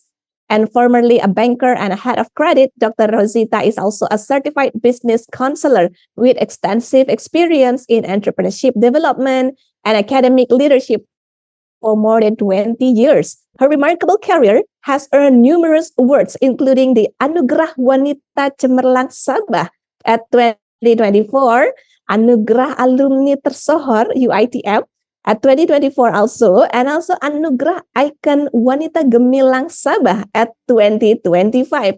And of course, Anugerah Icon Wanita Antar Bangsa Singapore at 2025. Dr. Rosita continues to champion women's empowerment, community innovations, and cross-border academic collaborations. Very extensive profile. So we would like to welcome Professor Uji. The time is yours. Okay, first thing first, can everyone hear me clearly? Yes, we can. Alhamdulillah. Perhaps, Prof, sorry, it's being less. I mean, like the sound. Previously, it's loud and clear, but now it's not so clear. Perhaps Alright. you can. Testing, Yeah. testing. Yes, that one is perfect. Prof. Okay. Yeah. All right. Okay.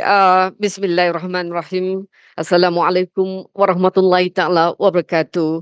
Alhamdulillah rabbil alamin. Wassalatu wassalamu ala ashrafil anbiya'i wal mursalin. Sayyidina Muhammadin wa ala alihi wa sahbihi ajmain. Ladies and gentlemen, definitely the honorable keynote speakers, the VVIPs of this conference, of course, our lecturers here, researchers, and whoever in this forum, I would say thank you so much to the organizer. Thank you for inviting UYTM Sabah. I would say this is very first time I get engaged with this, I would say, institutions.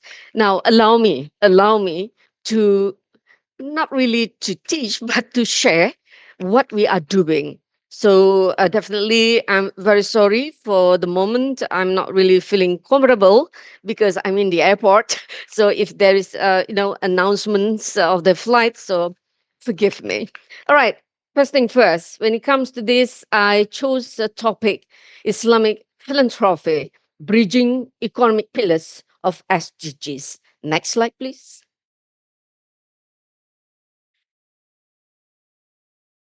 All right. When it comes to this, definitely I concentrating on Islamic philanthropy. I start with this Islamic law or Sharia in Arabic term. So when it comes to this, definitely this is actually the pillars of the Islamic philanthropy, where it involves adhering to Islamic law. Actually, we do have primary and also secondary sources. And I based my presentation on Al Quran and Sunnah. And this compliance entails ethical behavior, whatever it is, no matter we are under Christianity or Muslim, definitely we refer back to our Al Kitab. Then, when it comes to Islamic philanthropy, definitely we have to avoid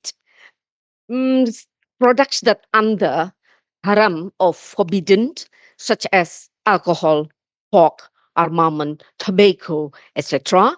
And definitely the pillars of this Islamic law, there are prohibitions of riba or interest, gharar is uncertainty, and maisir, gambling transaction. Next. So this Islamic philanthropy, definitely, whatever that I am going to present, everything is going to be focusing on B40. Here in Malaysia, we call it as B40, but it is actually under privileged groups.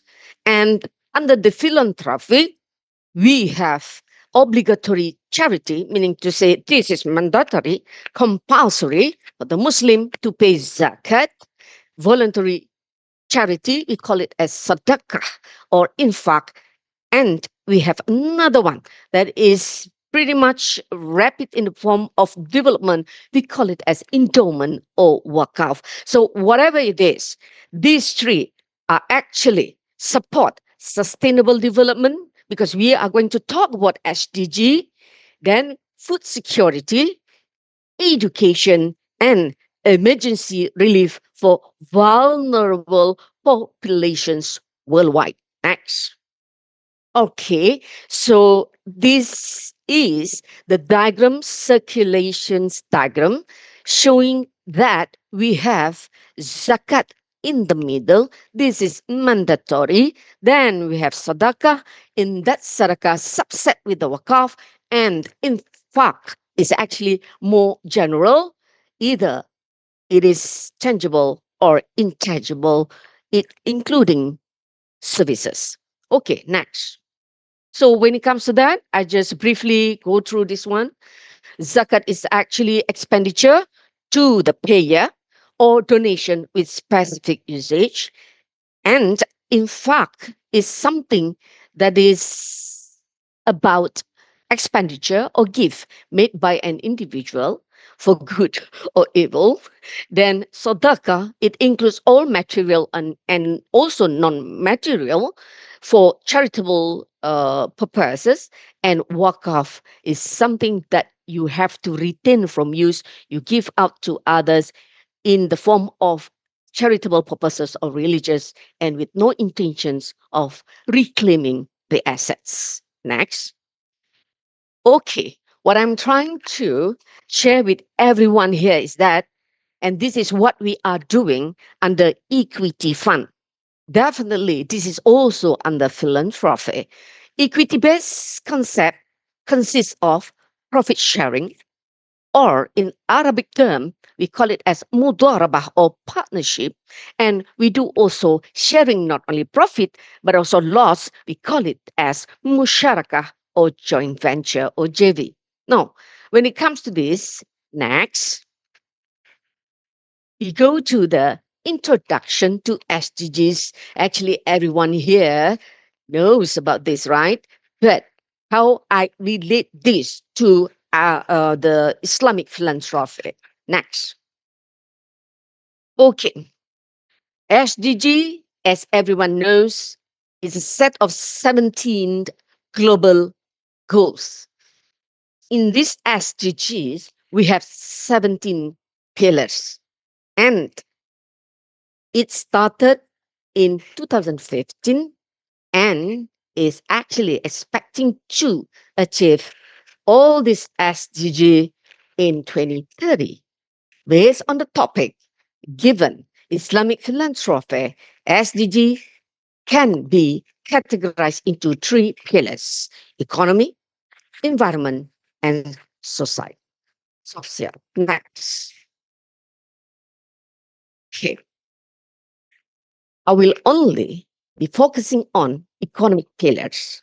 We have pillar number 1, no poverty. Pillar number 2, zero hunger.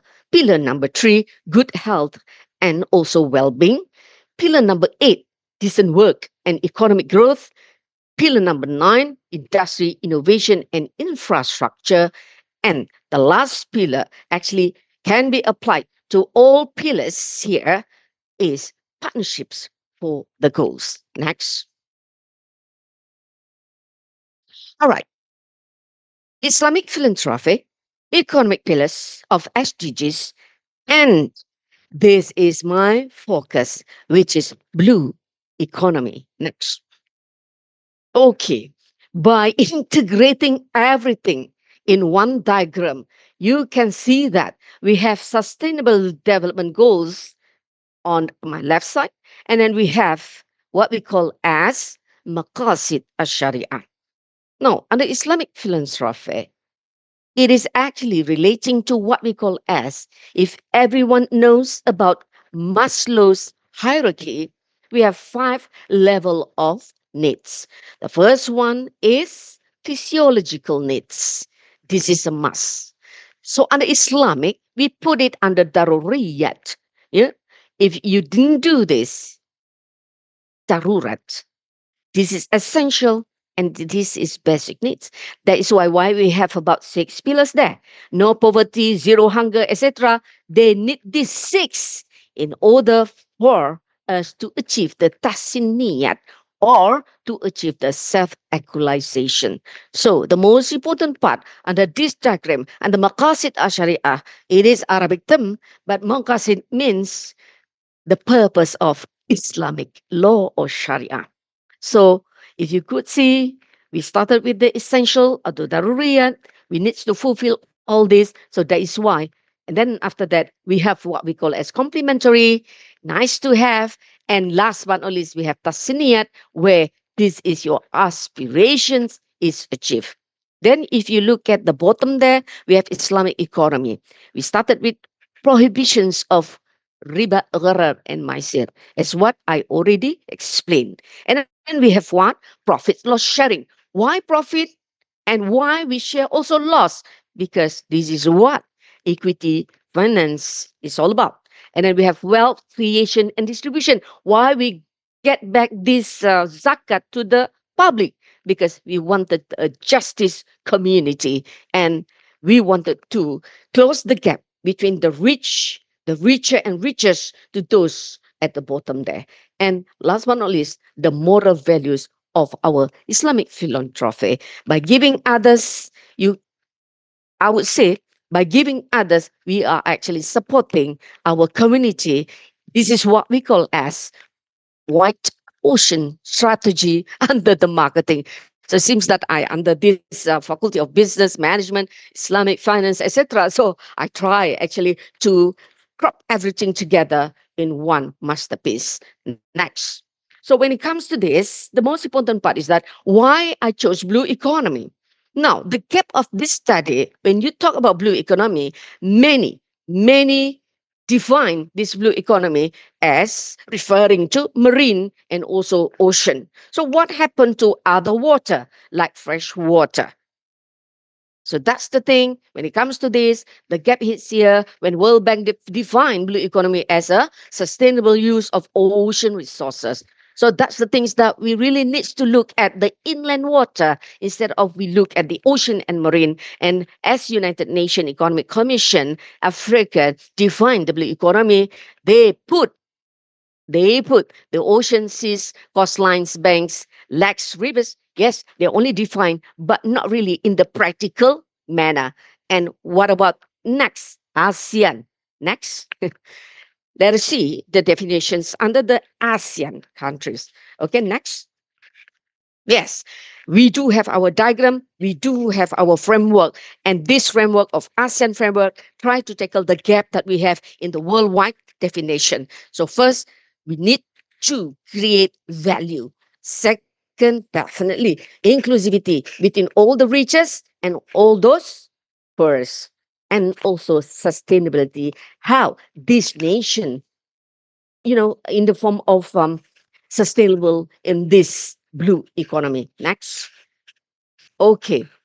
These are the practical way how UITM Campus Sabah try to, you know, um, make this happen. It's not that easy. This framework has been designed to ASEAN countries. And this is our job to make it happen, right? This is what we call as self-actualization to the whole nation. Now, if you look at the framework, at the bottom there, we have blue enablers. We need infrastructure. We need the institutional. We need the corporations. The partnerships as what we have under SDG 17 and sustainable in the form of investment and finance. That's why I came up with the philanthropy, meaning to say zakat, wakaf. All those things that are going to be given out to all the needy people. Next. For Sabah per se, for Sabah also having this problem.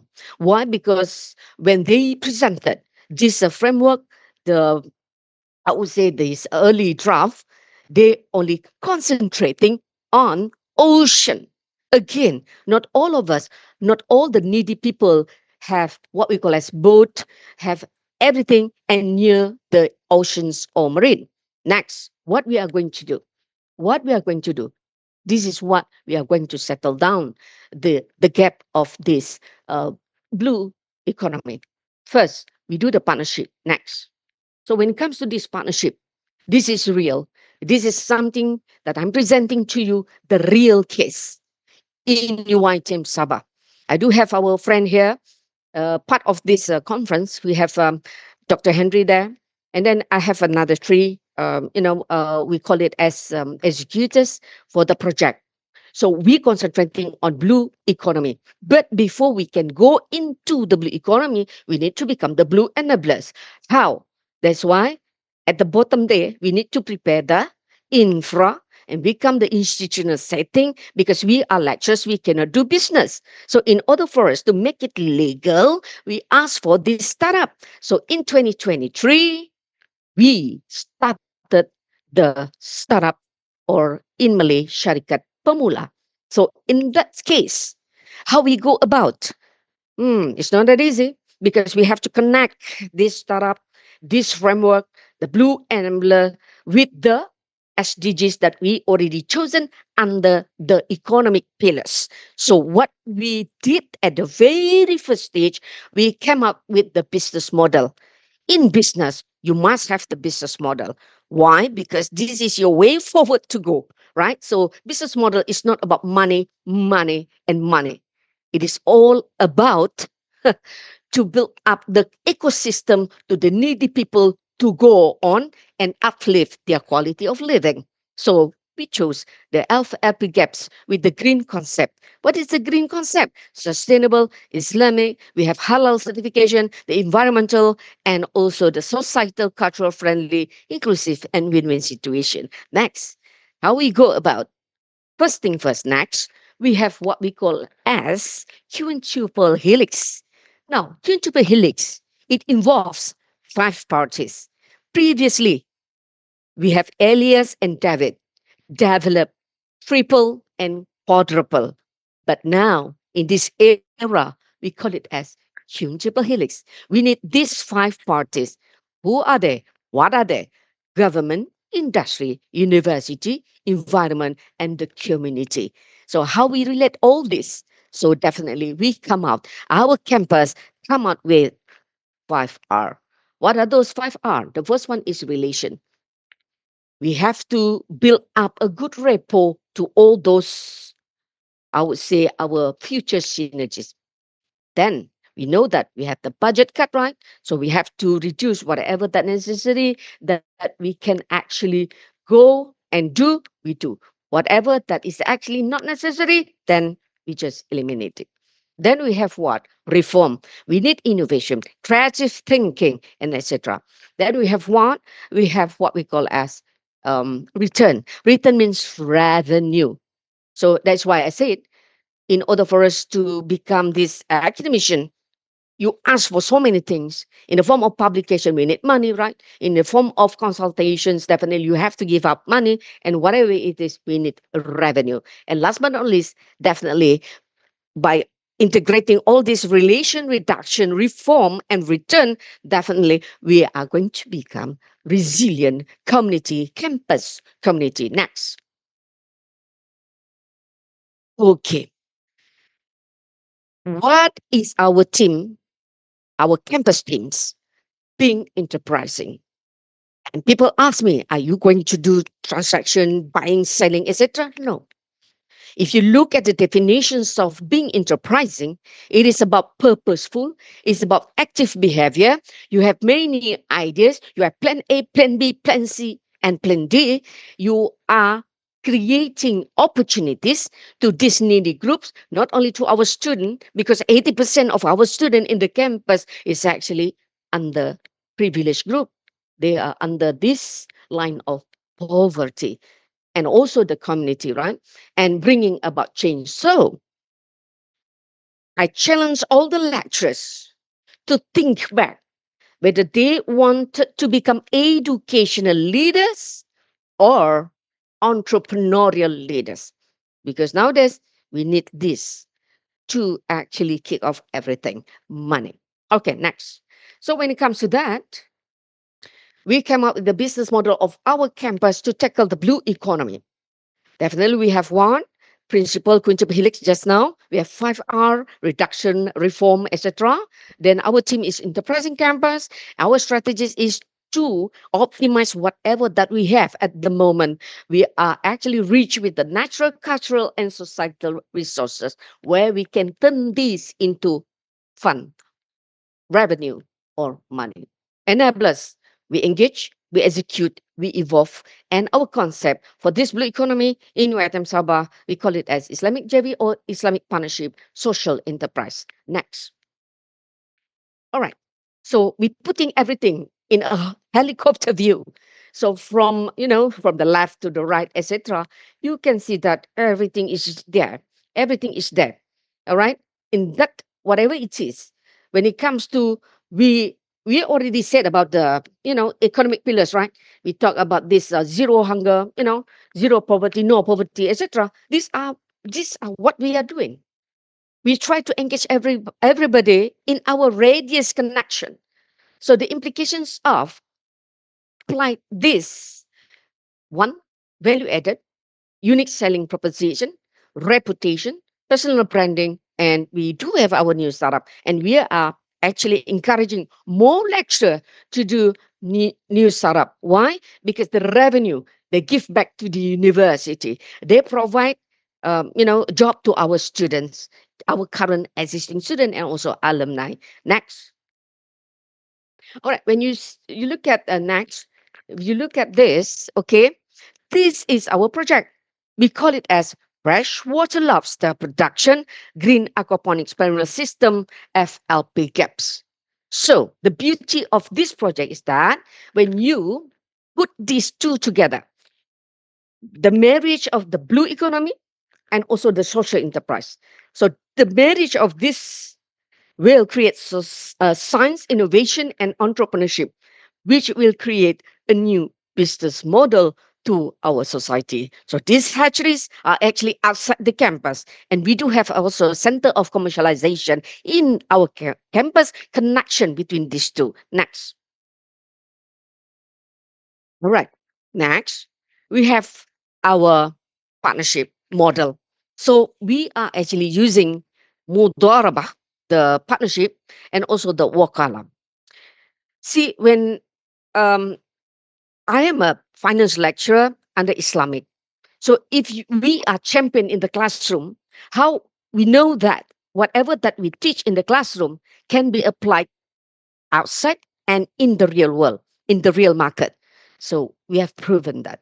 We have proven that whatever that we teach in the classroom, the mudarabah, wakala, whatever kinds of concept can be applied to the society. So next.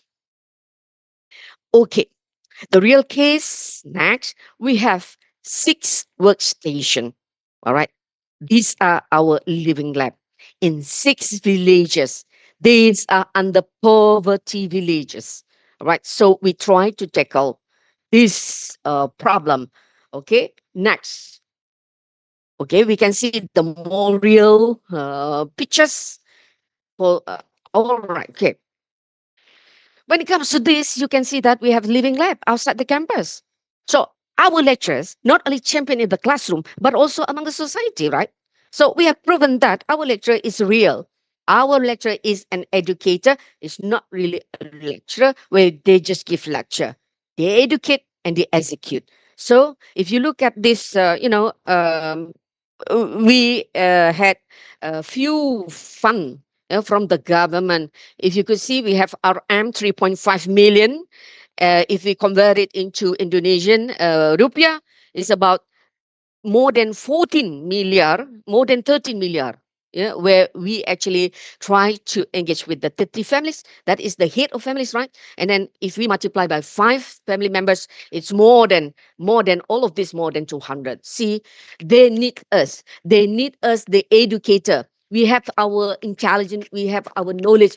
Why must we just keep in the classroom? So we have to go out and share with those. So we come up with few products. So these few products are actually engaging with the community.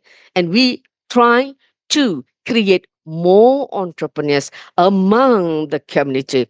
All right. Okay. Next. Next, we have what? This one inside the campus. Okay. We have my social enterprise town. We have 2 buses. This startup just now, the Tukut's Legacy, turn these buses into shop lots. One, we call it as on the go cafeteria, and the other one we call it as on point gift area.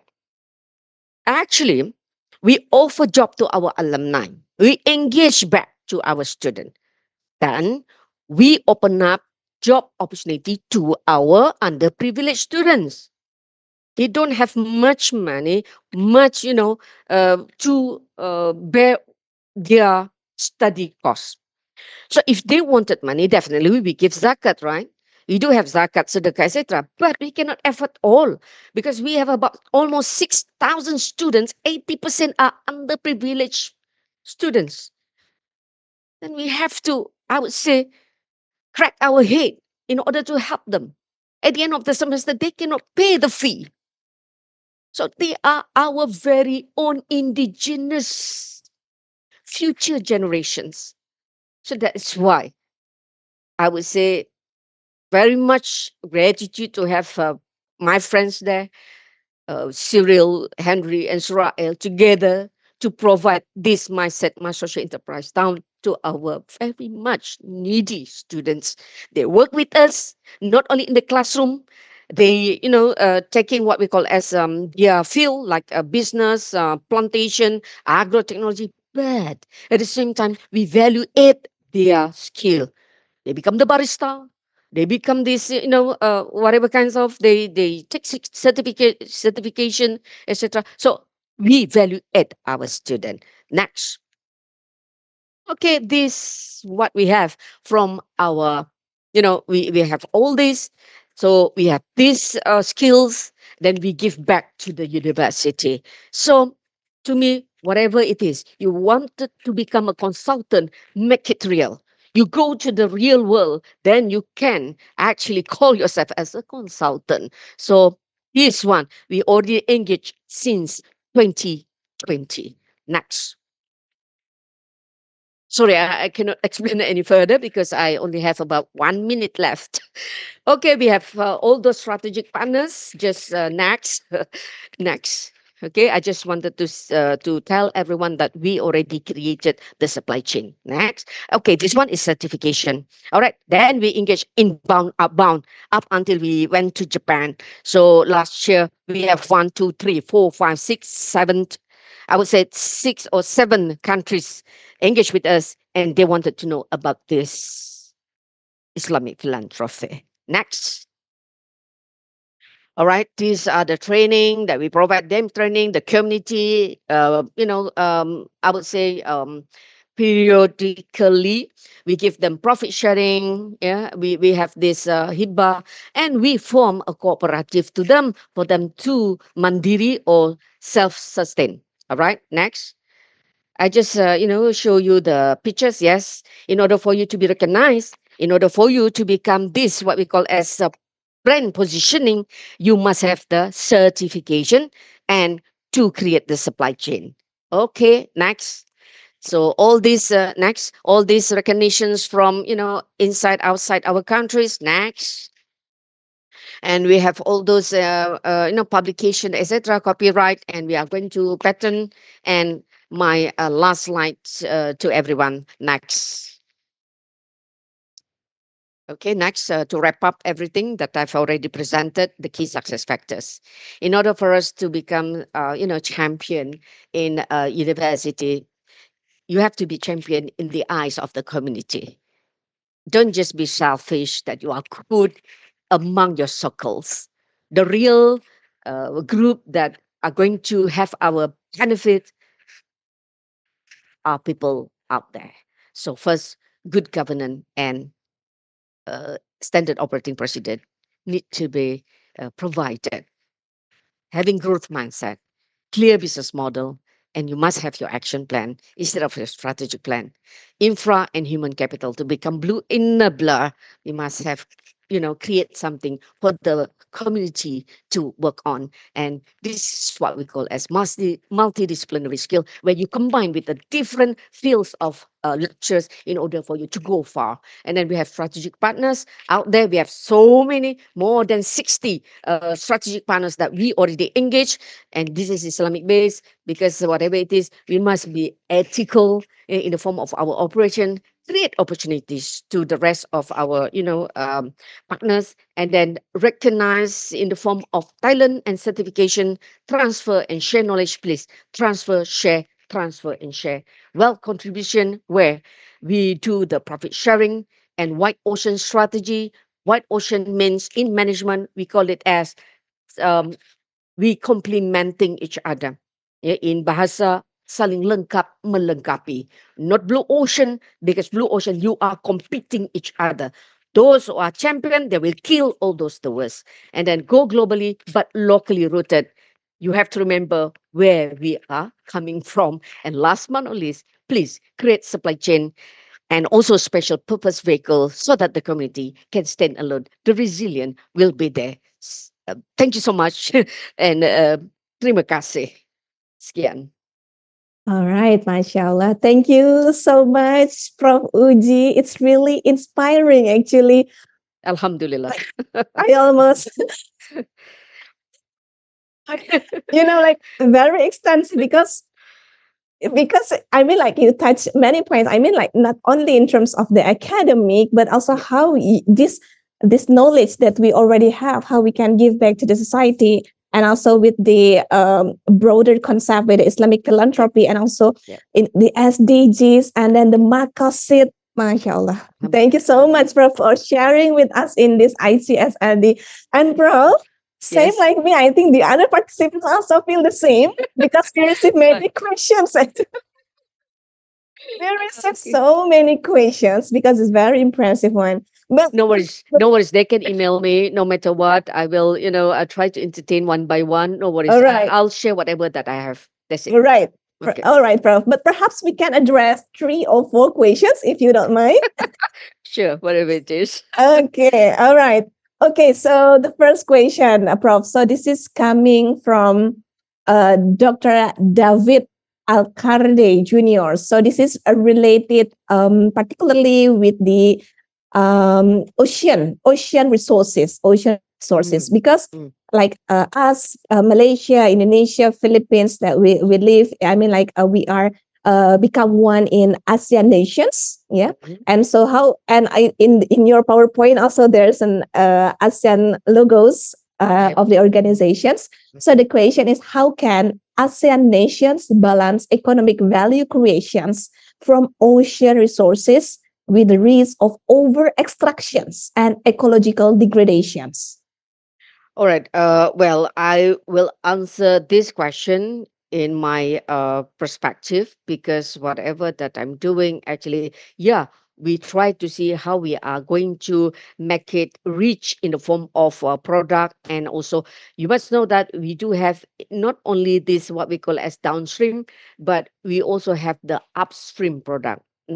In our very own capacity, we are very much small as compared to the rest. When we compare to the government, etc., we just an individual, just a human being, just a normal human being. But what we can actually share first, when you said that ocean, definitely in the way that I know that our community is not really near the ocean, then that is why we bring in the inland water. Inland water meaning to say they don't have any space at all. They are, part of them are squatters. Believe me, they don't have very owned land. So what we are doing is, instead of bringing them to the ocean, bringing them to this fresh water, you bring the ecosystem to them. What we are preparing to them is the freshwater lobster kit in front of their house. That is more practical than you are thinking about the world nowadays. You have to think about their, in the form of the revenue. What we are trying to achieve is that to uplift their quality living in the form of, let's say, having this 25% increase in their income. Because these are post-pandemic group, because we started in 2020. So I could not answer more uh, starting from what I'm saying, but I would say that we have to think creatively, because I do also introduce the reform, the creative way of doing things, and you must engage. Believe me, if you cannot do yourself, engage. We have 60 our synergies out there, key partners out there. We are not doing alone, but we try to, because we don't have money. We don't have that much money or fund, although we receive 3.5 million. That is not for university. That is for the community. But the community is becoming larger, larger, and larger because they also wanted the gist of what we are doing at the very first stage. So what we are doing now is that try to engage. That's why I bring in the quintuple helix, that you have to engage with the government. The government has money. Believe me, the government has money, but you must have a very good winning proposal to propose to them, to pitch to them. And the first question, definitely, they will ask you, one, what is the value propositions of your project? Second, what is the ROI, the return on investment? If you cannot do that, you better don't. Just keep quiet and do your own things. Sorry, that is the only things that I can answer.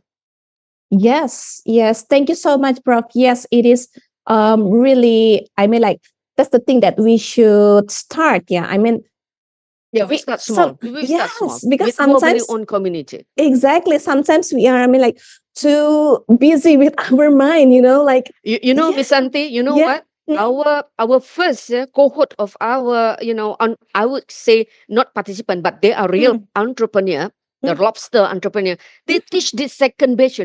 Oh, wow. They teach this second batch, even though they don't know how to read and write. Oh, So mashallah. that is the beauty of this program, because we teach them to use all this, infographic. They can Yeah, memorize it better, and they teach the second cohort. And this second cohort teaching at the moment, another. yeah, the third cohort, we are going to groom more participants that can actually deliver. Believe me, you have to believe this zero to hero. You have to believe the zero to hero, even though they cannot write, they cannot read, but they can be someone in the future. Believe in their talent. Yes, that's true. Thank you so much. Thank you so much, Prof. Yes, I think we can proceed with the next questions. This is also interesting question, Prof. Uji. Mhm. It's coming from Dr. Jerry from University of Rizal System, Philippines. The question is, in what ways can Islamic philanthropy bridge the gap between the moral obligations and economic empowerment? So actually, since our conference is also participated by other scholars coming from various countries, and also we have also a different faith and religion, so perhaps you can bring up about this Islamic philanthropies. Yeah. I'm trying to be the ustazah now. Mashallah. No.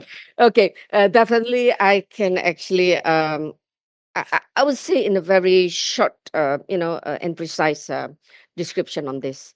When it comes to economic, when it comes to moral, I would say in Islamic we call it as wasatiyah, something that moderate, cannot be too. If you say too is not good already. Too, it could be too rich, too and too, because whatever that we have in bahasa, sedekah tidak akan menjadikan Anda miskin. Meaning to say, to give in your rezeki, inside there is others' rezeki. Meaning to say, we have to share. That's why zakat is compulsory, mandatory to all the Muslim to give back to the society, because you have enough fund. How zakat is calculated? Let's say you have this net asset and you have net liabilities. The difference between that, you have surplus. And you have to give back 2.5% in Malaysia, give back to the society. So, meaning to say what? Berbahagi rezeki, you share with others. So, economic, yes, I do agree. When it comes to economic, we talk about wealth. Kaya, rich, richer and riches. Life is short, man. And we have to think about, we have ukhrawi, dunyawi. We are going to go to the other world. What will we bring? We will bring our good deed, what we have done in this world. So I must say that's why Islamic Prophet, we go back to the primary sources. I'm sure under Christianity, they have Bible. Under Islam, Muslim, we do have our Al-Quran. Same goes to other religions, right? But go back, meaning to say, you are not the Almighty. We have one God there that actually just give us things just to, for the short life. Yes, but we just a Khalifa. Khalifa means the one who lead, but not the owner of what we have in this world. That's my humble answer.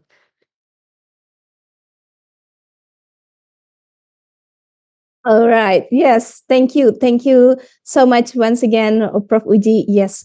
So we must, what is can say? We must know our position also in this world. I mean, like, yes, we are a Khalifa, but we are not. I mean, like, we are can do everything. We are the Almighty, like you said. So that's why in our wealth, in our rizki, in so there is also the others rizki also, as you Yeah, said. Yes. that's why, Miss Santi, I Mm. started with the Maqasid Asharif. Yes. True. True. Maqasid, we have True. 5 pillars. Mm. One, preservations of your religion. Preservations. Yes. Yeah, Ad-Din. Second one, preservations of your life. Nafsu need to be Yeah. controlled. That's That's why you have to believe that we are not the owner. We just the one who are using this for the benefit of yourself and to others. The third one is the preservations of your intellect. Akal. You have to preserve that so that you are not becoming, autocratic, etc., as if you are the Almighty. And the fourth one is that preservations of our future generations, our waris, whether they are in the circle of a good society or not. The blame should be on us. And the last one is preservations of our property. So that's why in Islamic, whatever that we have, give back to others a portion of, doesn't mean that I would say you becoming poor, Yeah. poorer and poorer. That's it. Yes, it's true. It's true. It's really true. All right. So, Prof. Uji, this is going to be the last questions. It's going to Okay. be the last questions. All All right. right. Okay. So this coming is from Sir Randall. So, as a youth leader and Oh, we have education, many questions from yes, Philippines. yes, Okay, thank exactly. you. They are very interesting. All right. Yeah. So he is a youth leader, and Sir Randall, as a youth leader and also Oh. education graduate, I'm interested in how Islamic philanthropy can also invest in human capital development. So, how can this initiative be aligned with the economic pillars of the SDGs to empower young people and communities through education and sustainable livelihoods? Okay, you must remember in this world we have informal education, right? And then we do Yes. have formal education. What we are doing in our university, definitely it is formal. We do have in UiTM Sabah, we have a pre-diploma, we have diploma, we have short courses, we have a professional certificate, and etc. That is formal. And we just do as what our job descriptions are there. That's it. But this Islamic philanthropy asking more than beyond the formal education. It is asking you about informal education. As I said before, you have to believe in someone because they have akal. Okay?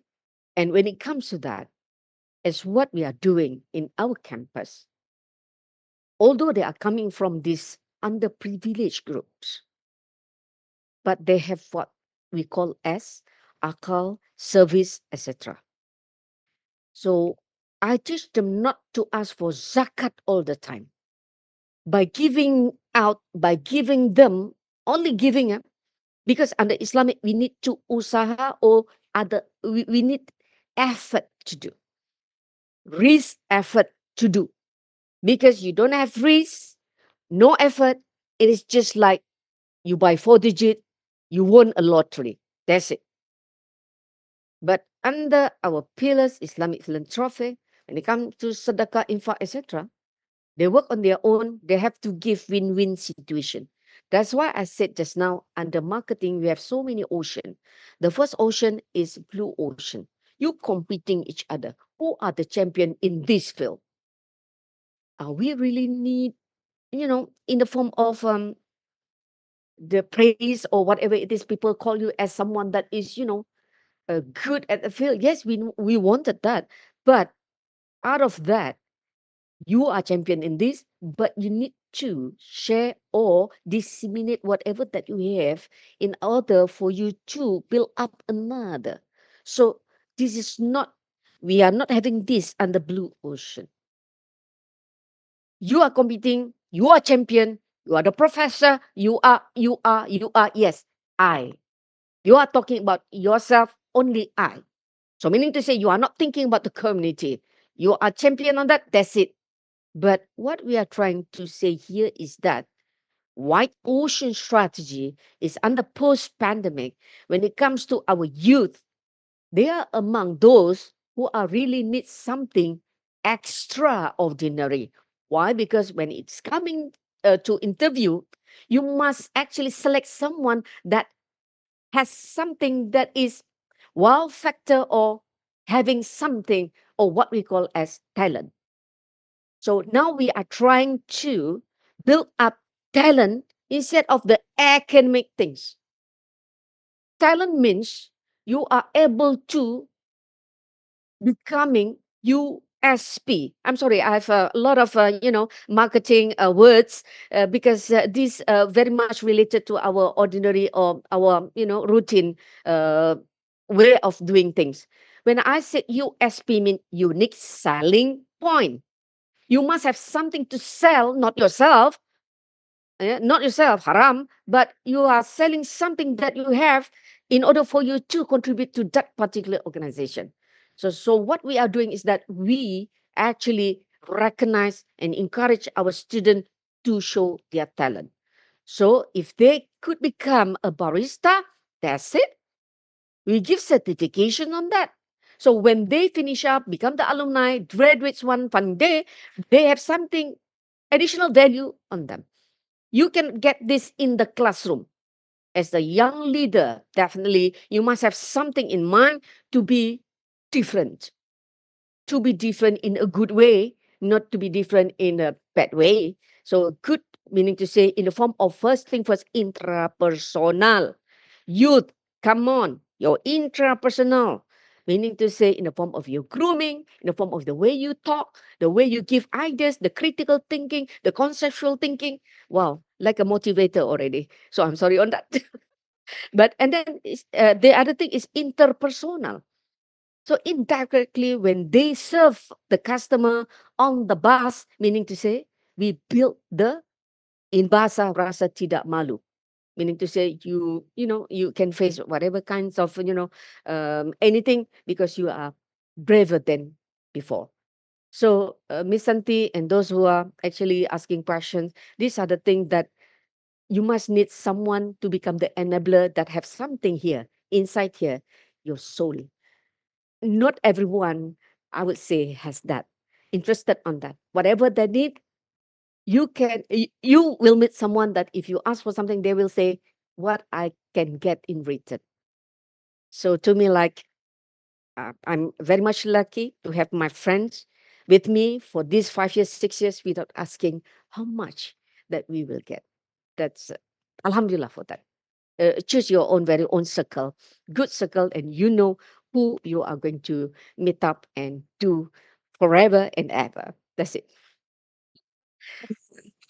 Thank you so much once again, Prof. Uji. So actually, one participant sent a private message to me. Sent Right. one private message to me in the Zoom chat box since I already announced the previous one is the last question. So the participant asking, please kindly read my questions if you don't mind, Prof. Right. Uji. All right, right. Sure, sure. So if you don't mind, so okay, I'm going to read the questions from Julito Igonia. So I think since I think Philippines has your concept, Prof. Yeah, all right. It's really, can be implemented, particularly in Philippines, in Indonesia. We have so many, I mean, like a demography bonus. And however, at the same time, we have the economic challenges, of course, the society challenges itself. So let's get back to the questions. It's truly going to be the last questions. So The real right, us. the real last. Okay.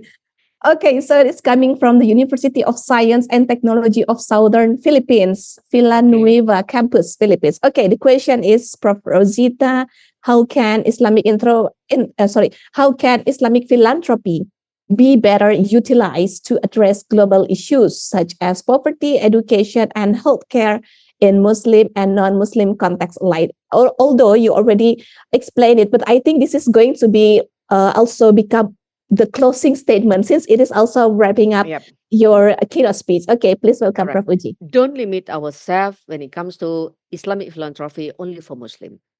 No, because we are under one nation. And if you look at our connection today in this conference, we are satu Nusantara Kepulauan Melayu. All right. That's why the thing is that when it comes to sedekah, it's for everyone. When it comes to infaq, it's for everyone. To give what we have extra. Why it's so hard to do that? Because we have the arrogant or ego in ourselves. If you have ego, then your E is too big and it actually restrict you to go. That's why you eliminate the E. Okay, this is how you teach your very own self to become a leader to yourself first. Before you lead others, you have to lead yourself. When it comes to this philanthropy, fully utilized in the form of poverty, to answer the SDGs, etc. Yes, we are coming to the end of the SDG by the year 2030. How we are going to settle down everything? Because we have 17, 17 SDGs, the pillars of that. Number one, also we cannot settle up until now. So that's why I brought in the Islamic philanthropy in order for us to do sharing sincerely without any force. So that's the things that the most important part, what we are going to do now is that to understand whatever that we have is not ours, fully ours, as I already mentioned just now. Second, when it comes to that, please find a way to form a community. As we did, we do on cooperative society. Let them to sustain, self-sustain, to generate their very own fund. Once you have the cooperative or cooperative, then you teach them how to manage all this. In our case, we let the cooperative, the what we call as the cooperative commission to do the part because they need this in order for us to uh, fill the gap between the rich and the poor. So, how this could be optimized? I would say first, in order for us to start, definitely you have to start with your community first because you know better your tribes or your races, etc. What really they need. As we, normally do our paper or our thesis or proposal, we start with the problem statement. Give them what they need. Don't give them what you need, what you want. No. What they need is something that is premium. That's why we give them lobster. The markup and margin is about 30% to 40%. If they just sell the vegetables, they only have about 1% to 2%, and they cannot go prolonged. So the most important part is that try to dig out what is actually the real problem, the real needs of that society. If there is something that it contradict with yourself, you don't have that skills. That's why I said you team up with those with the multidisciplinary. So don't think about yourself. Think others, bring them in your group. Let us do the good things together. And that's my humble answer for this. I can elaborate further and you can message me privately. Okay. All right. Thank you so much, Prof. Uji. So I almost out of my words actually because you already delivered very well, very impressive, and yes, Because we are doing that for real. That thing. yeah, It's not coming from it's the come. book. I mean, like, It's not theory. It's the yes, real things that that's we are doing. right. And you are delivering it. I mean, like from your heart, so we can receive it also by all of our hearts. So thank you so much for that, Prof. Uji. All right. Once again, thank you so much, Prof. Uji. So Thank you so next, much. I would like to continue to the appreciation moment. All right. So as the recognition and also the appreciation from the ICSRD-25 organizing committee, so we would like to give the token of appreciations to Professor Madya Dr. Rosita Uji Muhammad as Director of University Teknologi Mara Cawangan Sabah, Malaysia. So in this occasion, I would like to welcome Dr. Afido Yulistian ST as the Secretary of the Institute for Research and Community Service at Universitas Pembangunan Nasional Veteran Yogyakarta. So please welcome Dr. Afido. Ya, thank you Bu Santi. Assalamualaikum Prof. Rosita. Waalaikumsalam warahmatullahi Yeah, wabarakatuh. thank you very much. I completely agree with everything is just said by Bu Santi. It was really impressive presentation. It was really insightful, and the way you deliver the Islamic philanthropy perspective in relation to SDGs, particularly on the economic pillars, and also yeah, you have shared to us your experience. Yeah, Yep. and what you said. Yeah, when we really applied our knowledge to the society for the benefit of society, I think it would be very yeah, good for them.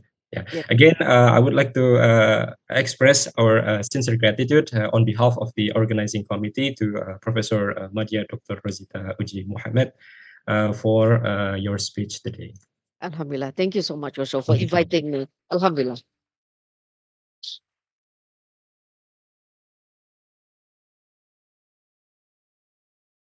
All right. Thank you so much, Prof. Uji. Looking for a future collaboration ahead. And thank you, Dr. Afido. Thank you so much.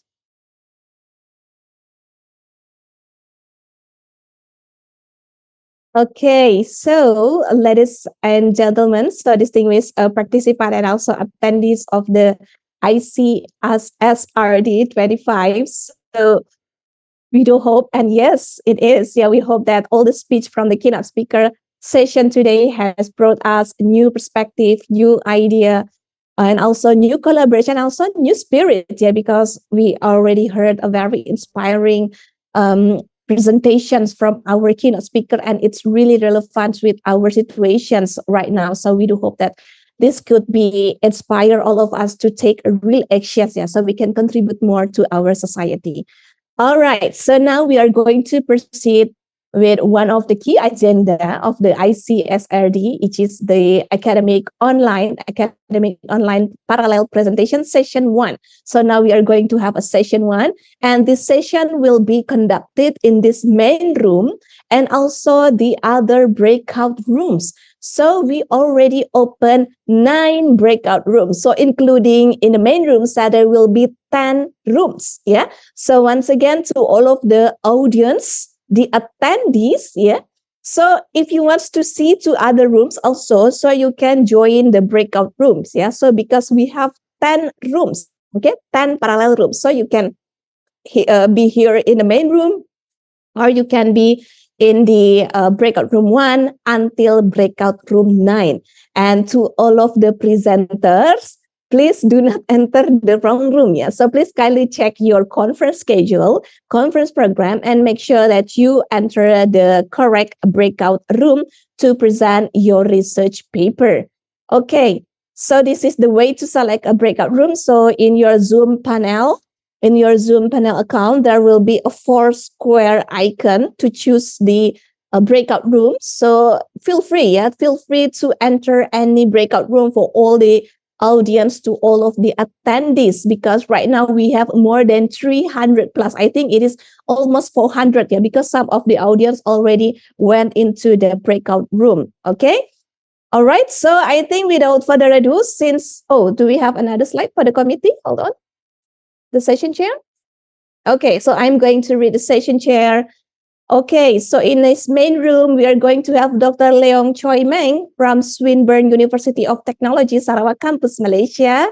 And then in a breakout room 1, we will have Dr. Ronilo Aponte from Iloilo State University of Fisheries Science and Technology, Philippines.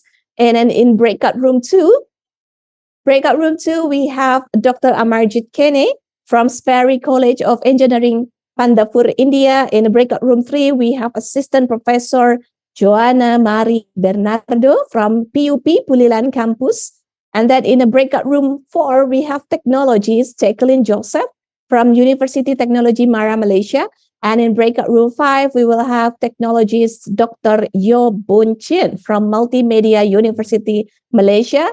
And then in breakout room 6, we have Professor Brian B. Coronel from PAPS College of Aeronautics, Philippines. In the breakout room 7, we will have Dr. Aragon A. De Chimo Jr. from the Philippine Normal University Visayas, Philippines. And then for the breakout room 8, we will have Dr. Ajis Lepit from University Teknologi Mara, Cawangan, Sabah, Malaysia. And last, in the breakout room 9, we have Dr. Fung Song Fang from the University of Malaya, Malaysia. So once again, to all of presenter, please kindly enter the breakout room. And then to all of the audience, the attendee, please do also you can join, not only in this main room. So we do encourage all of you also to go to the other breakout room to see the presentation from all the presenters. All right, so without further ado, I'm going to pass the sessions to academic presentation session to my colleagues, Ms. Vina. So Ms. Vina, please take it away. Thank you so much, and we will meet you again in here after the academic presentation session. Thank you so much.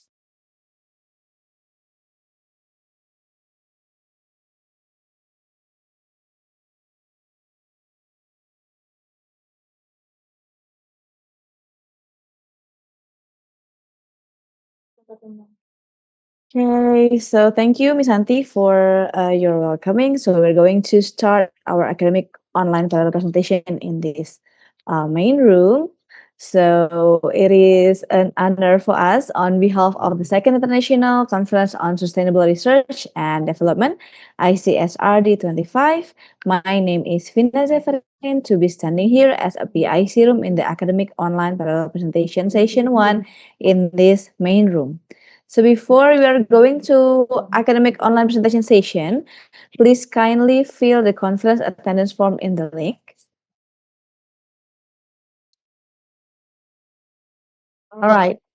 Okay, so Ms. Vina, I do apologize for interrupting your sessions in introductions, the main room sessions. However, to all of the participants, so I think we must recreate again the breakout rooms since we still have, it should be 9 breakout rooms. So permissions to close this breakout room, and then we will create with 9 breakout room. So we do apologize for this inconvenience, and please give the committee a few minutes, perhaps 3 minutes, to activate all the 9 breakout rooms. All right. So meanwhile, waiting for the committee to recreate again the 9 breakout rooms. Apologize for that. So please kindly check the conference schedule, the conference program, or perhaps the committee can help in sharing the conference program in the Zoom chat box, so every presenter can see their presentation schedule. All right. Now we are waiting for the other breakout room to be closed for a while, and then we will create until the room 9. Okay. Okay. So if you have any questions or if you want to ask, so let the committee know so we can assist you during the conference or during your presentations later on. All right. So it's going to be closed in 5 seconds. All right. Okay. So now the breakout room is already closed, correct? And now we are going to recreate with 9 breakout rooms. Okay, please kindly hold for a while. Hold on. Yes, for the room 9. Okay, so please be patient. We are recreating again, for the breakout room, Okay.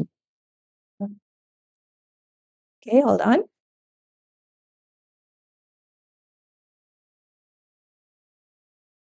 Right, so you can see that in your Zoom panel account. So we already activated this main room, and of course, and also room 1 until room 9. Okay, so let the committee know if you find any difficulties in joining the breakout room. All right, so once again, enjoy the discussions, and then I will give back again to my colleagues, Ms. Vina. Thank you so much, and enjoy the presentations in 10 parallel rooms. Thank you so much, everyone.